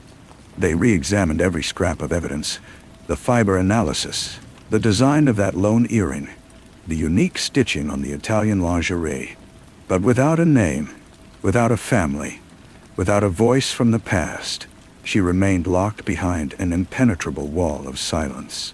Then they found their most promising lead, something that had been overlooked in the initial chaos. Her jacket. Elegant, custom-made, exclusive. Inside was a tag from a small Italian fashion house known for its limited production runs. This jacket, the investigators sensed, was their last real hope. It was more than just a clue. It was a work of art. Investigators learned that only 14 jackets of that specific design had ever been made. This wasn't some mass-produced item anyone could buy anywhere. It was a key. Getting the lock to turn, however, proved to be a bureaucratic nightmare. When German police contacted the Italian company, they hit a wall of resistance. The manufacturer refused to share customer records, citing privacy concerns. For the German investigators, this was maddening. They had no legal jurisdiction in Italy, couldn't obtain their own search warrant. They needed their Italian counterparts to act. But the Italian police, drowning in their own cases, didn't see the jacket as a priority. They declined to pursue a warrant. Still, the German detectives were relentless. They fired off official requests through international legal channels. When the first went unanswered, they sent another, then another. A full year crawled by in this agonizing limbo. The case file grew thick with dead-end reports, but that crucial customer list remained tantalizingly out of reach.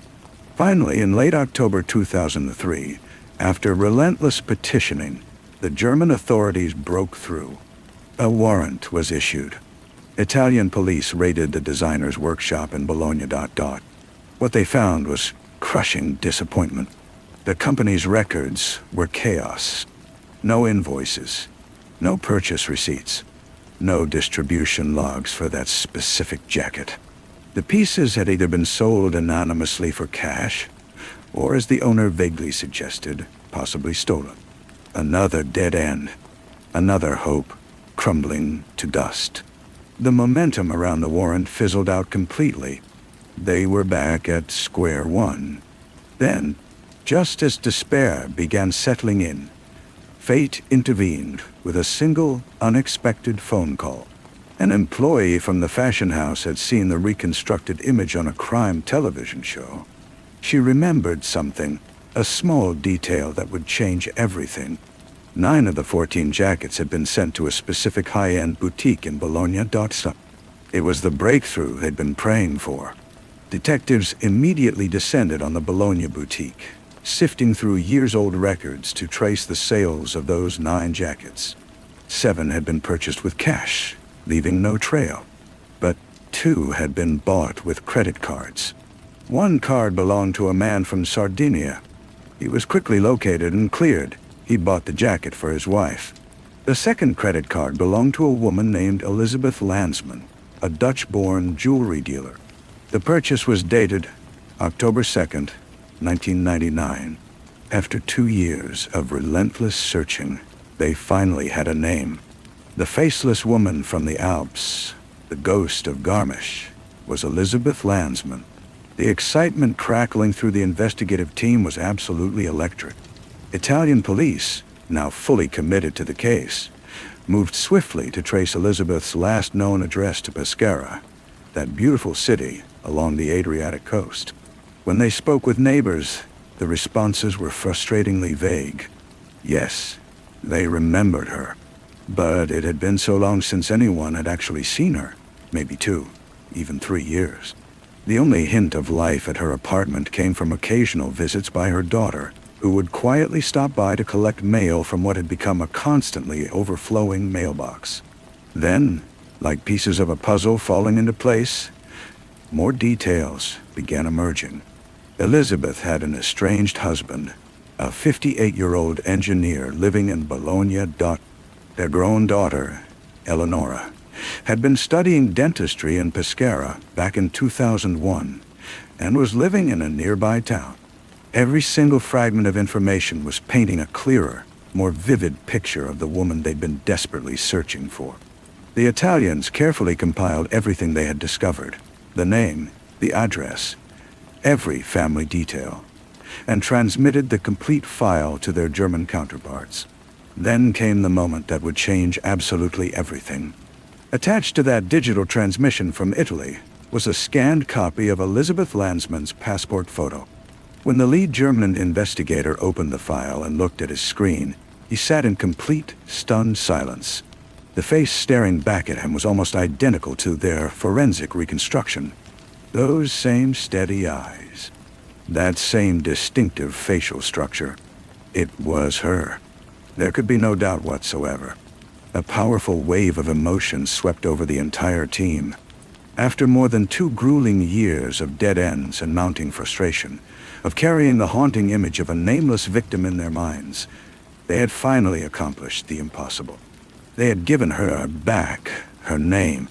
The profound weight of that moment, that deep sense of justice and closure, would stay with every one of them for the rest of their careers.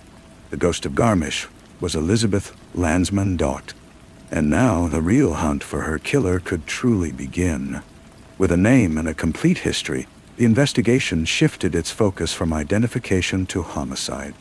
The first and most logical suspect was Elizabeth's estranged husband in Bologna. He was summoned for questioning and brought into a stark, quiet room where investigators presented him with post-mortem photographs. His reaction was immediate and visceral. He completely broke down, weeping uncontrollably as he recognized the woman he had once loved. When they asked the obvious question, why had he never reported her missing? His story came tumbling out, a heartbreaking tale of shame and denial. He confessed that Elizabeth had grown increasingly distant, and in late 2001, she had told both him and their daughter that she was leaving to start a completely new life. A few cryptic postcards had arrived from abroad, and then nothing. Complete silence. Convinced she had simply abandoned him and too ashamed to admit the truth, he had actually lied to friends and neighbors, telling them she had passed away. He'd been living an entirely fabricated widowhood just to avoid the embarrassment. His grief seemed absolutely genuine. More importantly, his DNA didn't match the sample recovered from beneath Elizabeth's fingernails. Investigators concluded that, while his behavior was certainly unusual, he was not their killer.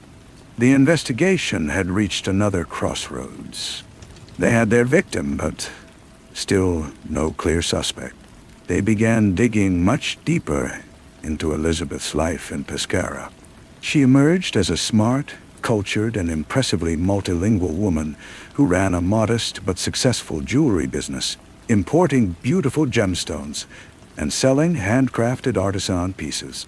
She was described as a devoted mother to her daughter, Eleonora, a bright and thoughtful 22-year-old dentistry student to whom she was incredibly close.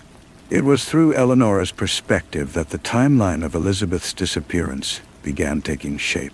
In late October 2001, Eleonora had gone to her mother's apartment only to find it completely empty. A letter had been left behind for her. The note was frustratingly vague, simply stating that Elizabeth needed distance and wanted to start over. It expressed love for her daughter but gave no location, no timeline, and absolutely no way to stay in contact. Eleonora was devastated.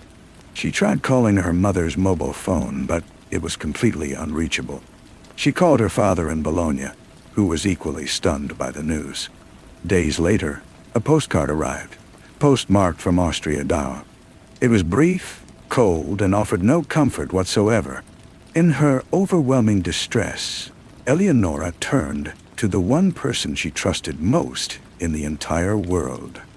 Her fiancé, a charming and supportive man named Francesco Alfonsetti. He comforted her through those dark days, reassuring her that her mother was simply overwhelmed and would return when she was ready. He became her absolute rock as weeks turned into months, and her mother's absence became a permanent, aching void in her life. While investigators continued piecing together this complex family drama, a new lead suddenly surfaced that would blow the case wide open. Elizabeth's mobile phone, the same one that had been unreachable since her disappearance in 2001, had suddenly turned up. It was now in the hands of a woman living in Francavilla Fontana, a small town in southern Italy. When questioned, the woman claimed she had never heard of anyone named Elizabeth Landsman. The phone, she insisted, had been a gift from her husband. That man was Francesco Alfonsetti. The revelation hit like an absolute bombshell. Francesco, The devoted fiancé of the victim's own daughter was now directly connected to Elizabeth herself. As investigators dug deeper, they quickly began discovering the shocking layers of his deception. Francesco was more than just Eleanor's fiancé. He was a married man with 3 children back home in Fernilla, Fontana, something his wife knew all about. What she didn't know was the rest of his story. She had no idea about his engagement to a young dental student in Pescara. But even that wasn't the whole truth. The reality was far darker than anyone could have imagined. Francesco, once just a quiet figure offering comfort to a grieving daughter, had now become the prime suspect in her mother's murder. The police had developed a theory, a chilling story of betrayal. They believed Francesco had been living 2 completely different lives. In public, he was the devoted family man in his hometown. In secret, he was engaged to Eleanor in Pescara, and investigators suspected something even more shocking, that he'd been carrying on a hidden affair with Eleanor's mother, Elizabeth. The problem was, they didn't have enough solid evidence to make an arrest. Not yet. Their only way forward was through Eleanor herself. She was the connection between Francesco and Elizabeth. Investigators arranged a formal interview with her, hoping she could help them unravel the web of lies they were just starting to uncover. The interview was scheduled for Sunday, January 18th, 2004. They believed Eleanor held the key to cracking the entire case. But that interview never took place. On Saturday evening, January 17th, 2004, just one day before she was supposed to talk to police, Francesco Alfinetti made a desperate phone call. Eleanor was dead. He claimed he discovered her in his apartment, saying she had taken her own life. He was beside himself, playing the part of a heartbroken fiancé who had tried to save the woman he loved from her despair. When detectives arrived at the scene, suspicion hit them immediately. The timing was just too perfect. Francesco was the only person there. There was no suicide note. The way her body was positioned, a method used. Everything seemed carefully arranged. They could smell something wasn't right. The same man who had comforted Eleanor through her mother's disappearance was now connected to her death as well. The public story of a tragic suicide quickly transformed into something much more sinister. Francesco Alfinetti was arrested. Authorities feared the killer had struck again, this time to silence the one person who could tie him to his first crime. Elizabeth was gone. Eleanor was gone. And Francesco was the only one left to explain what had happened. In custody, Francesco's story was as bold as it was impossible to believe. He claimed that Eleanor had killed her own mother in Germany. He spun this tale of a daughter consumed by guilt and shame, saying her suicide was the final act of a tortured soul eaten alive by remorse. Nobody bought it for a second. With their prime suspect behind bars, investigators worked to piece together what really happened. A story of greed, desire, and cold-blooded murder. The picture they put together revealed a betrayal that was staggering in its scope. For years, while publicly engaged to Eleanor, Francesco had been secretly involved with her mother, Elizabeth. Everything changed when Elizabeth received a substantial inheritance from her father. She had trusted Francesco with a significant amount of money, approximately 150,000 euro, either as a business loan or personal investment. Whether Eleanor ever knew about the affair or the money remains a mystery. By the summer of 2001, it seemed Elizabeth was growing increasingly troubled about the relationship. Police believed she made the decision to leave Pescara, not to abandon her family, but to clear her mind and find a way to end things with Francesco. She traveled to Germany, neutral territory, to meet him one final time. They met on November 1st, 2001. The autopsy confirmed that the two had been intimate shortly before her death, evidence of a reunion that was as complicated as it was explosive. Investigators believe that during this last meeting, Elizabeth demanded her money back, but Francesco had no intention of returning it. He'd already spent it, woven it into his own life. The confrontation turned deadly. In a burst of rage, determined to keep the money and silence her forever, he killed her. Then, in a final act of calculated brutality, he ran over her body repeatedly with his car to destroy her identity and dumped her belongings along the riverbank before returning to his double life in Italy. For the next 2 years, Francesco kept up his elaborate performance. He played the loving fiancé to Eleanor, comforting the daughter of the woman he had murdered. He continued being the devoted family man to his wife and children in Fernilla Fontana. He moved between his two lives with chilling ease. But once the German investigators identified Elizabeth's body and the trail led straight to him, he knew the truth was closing in. When he learned that Eleanor was scheduled for a police interview, he realized she was the one person who could expose everything: the affair, the money, all the lies. He knew she would be his downfall. And so, in what police were convinced was a carefully staged suicide, Francesco murdered her as well, silencing the final witness to his crimes. Francesco Alfonsetti faced trial for the murder of Elizabeth Landsman in 2007.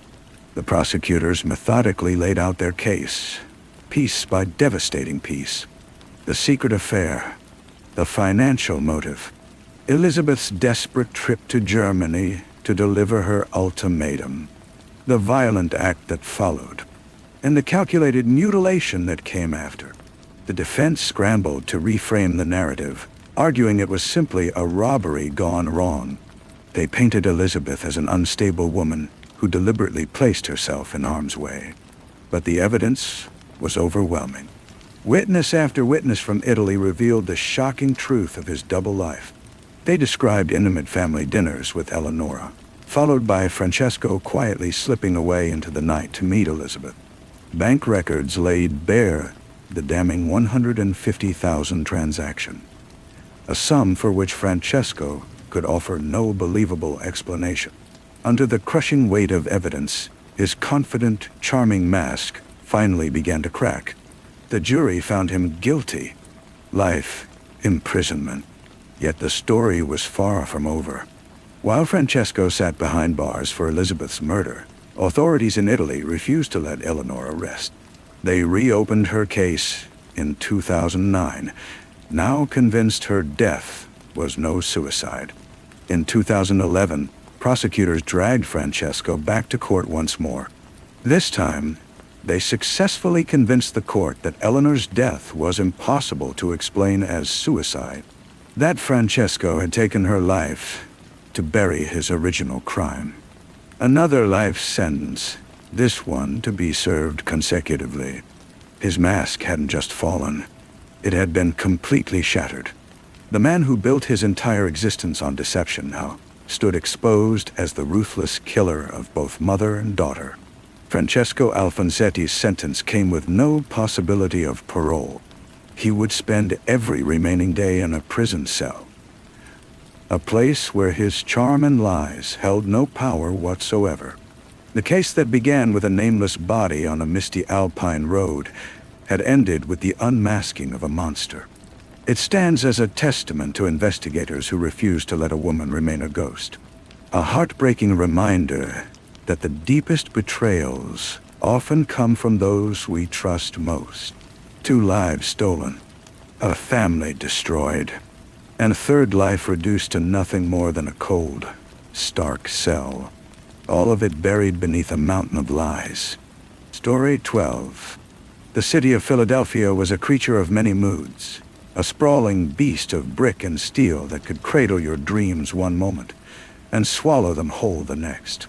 For Kata Scott, a vibrant 23-year-old with a smile that could melt the hardest hearts and a spirit as bright as the autumn leaves now dancing through the streets, Philadelphia sparkled with promise. She was a nursing student, her days spinning between textbooks and clinical rotations. Most nights found her at the Terrace, an assisted living facility tucked away in the quiet, tree-lined neighborhood of Chestnut Hill. There, she moved with gentle grace among the elderly residents, becoming a small beacon of warmth in the twilight of their lives. Kata was pure contradiction, a beauty queen whose poise and elegance had earned her countless accolades. Yet she carried herself with such genuine humility that everyone felt drawn to her. She was fiercely ambitious, driven by an unshakable desire to heal and care for others. But she also had this playful side, a love for life that was absolutely infectious. To her friends and family, she was their rock, the dependable, loving soul who always had time for a listening ear and a comforting word. They saw nothing but brightness ahead for her, a future as radiant as that unforgettable smile, filled with fulfilled dreams and surrounded by love. But there was another side to Kata's life, a shadow that danced at the edges of her bright world, a secret she kept hidden, even from those closest to her heart. It lived in cryptic messages on her phone, in the hushed, worried tones of her voice when she mentioned someone who was bothering her. It was a secret that would ultimately lead her into a darkness from which she would never return. The night of October 4th, 2025, began like any other. The air carried that crisp promise of autumn, and the sky stretched like deep indigo canvas, dotted with distant, glittering stars. Kata arrived at the terrace for her 10 p.m. shift, parking her modest car in its usual spot. She walked into the building, her cheerful greeting echoing through the quiet halls as she began her work. But something felt different that night. A restlessness stirred within her, a tension that seemed completely out of character for this usually composed young woman. Just 20 minutes into her shift, she was gone. She had simply walked out of the terrace and into the waiting darkness, leaving behind a half-finished cup of coffee and a handful of bewildered colleagues. When she didn't return home the next morning, her family's worry turned to panic. Calls to her phone went straight to voicemail. A cold knot of fear began tightening in their chests, that chilling premonition that something was terribly, terribly wrong. They reported her missing, and the Philadelphia police launched their search. The first clues appeared near her workplace. Her car sat silent in the parking lot, a haunting testament to her last known location. Nearby, scattered like breadcrumbs in some dark fairy tale, were pieces of her life. Her glasses, a cell phone case, an iPad case, and a bank card. The discovery sent fresh waves of terror through her family. It was as if she'd been snatched from existence itself, leaving behind only these small, heartbreaking remnants. The investigation quickly focused on one name, Kian King, a 21-year-old man with a troubled past and a history of violence. Phone records revealed that Kata had been in contact with him in the hours before she vanished. The text messages between them painted a disturbing picture, a mix of playful banter and something far more sinister. In one message, Kata had written, "Kidnap me again." King's alleged reply was chillingly casual. "Better be up to."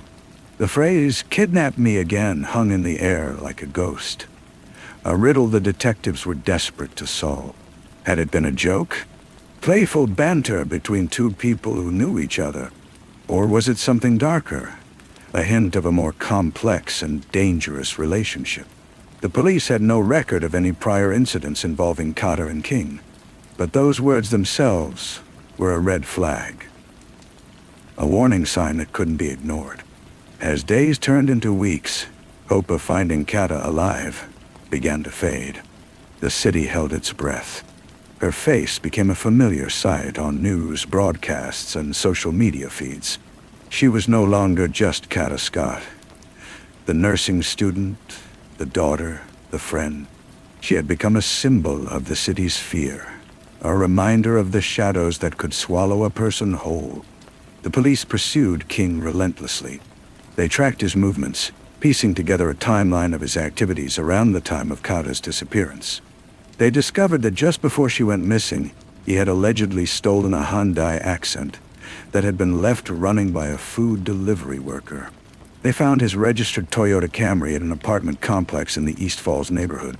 And then they found something else, something that would change everything. Surveillance footage. The grainy video revealed two shadowy figures moving through the dead of night, their faces lost in darkness.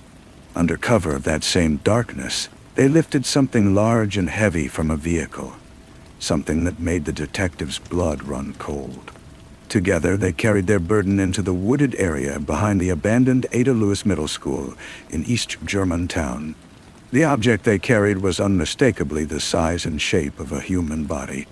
And the vehicle, the one detail that sent chills down every investigator's spine, it was King's Toyota.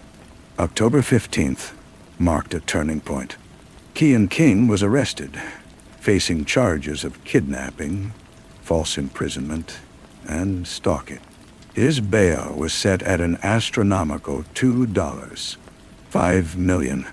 While Kata's family felt a flicker of relief, the crushing weight of not knowing where she was still pressed down on their hearts. As investigators dug deeper into King's history, a deeply troubling pattern emerged from the shadows. Earlier that same year, he'd been arrested on strikingly similar charges.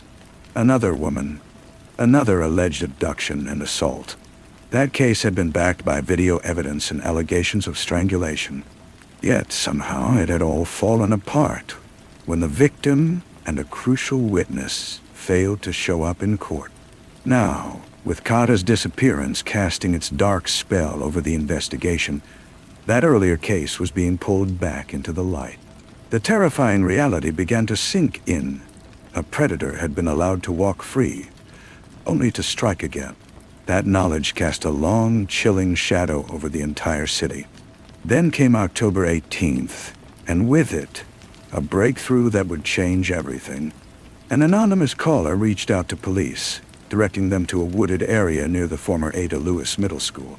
The very same spot where those surveillance cameras had captured two mysterious figures in the night. There, hidden beneath a blanket of fallen leaves and earth, lay a shallow grave. And in that grave, they found human remains. The city held its breath as the medical examiner's office worked to identify the body. On Monday, the news everyone had dreaded was finally confirmed. The remains belonged to Kata Scott. The bright, vibrant young woman who had dreamed of healing others was gone. Her life had been extinguished in the most brutal and senseless way imaginable. The medical examiner's report delivered a stark and brutal truth. Kata had died from a gunshot wound to the head. Her death was ruled a homicide, officially dated as October 18th, the day her body was discovered. But investigators knew the terrible truth. She had likely been killed shortly after meeting with King. On that fateful night, she disappeared. With the cause of death confirmed, the charges against Kian King escalated dramatically. Murder now topped a lengthy list of offenses, including robbery, theft, abuse of a corpse, tampering with evidence, arson, conspiracy, and obstruction of justice. He was being held without bail, a cold, remorseless figure at the eye of a storm of grief and outrage. But the investigation was far from over. That surveillance footage had shown two people after all. Who was the second person? Had King acted alone, or had someone helped him carry out this heinous crime? The police were determined to find out, to bring everyone involved to justice. For Kata Scott's family, the confirmation of her death was a devastating blow, one they would never fully recover from. Their world had been completely shattered. All their hopes for their daughter's future had turned to dust.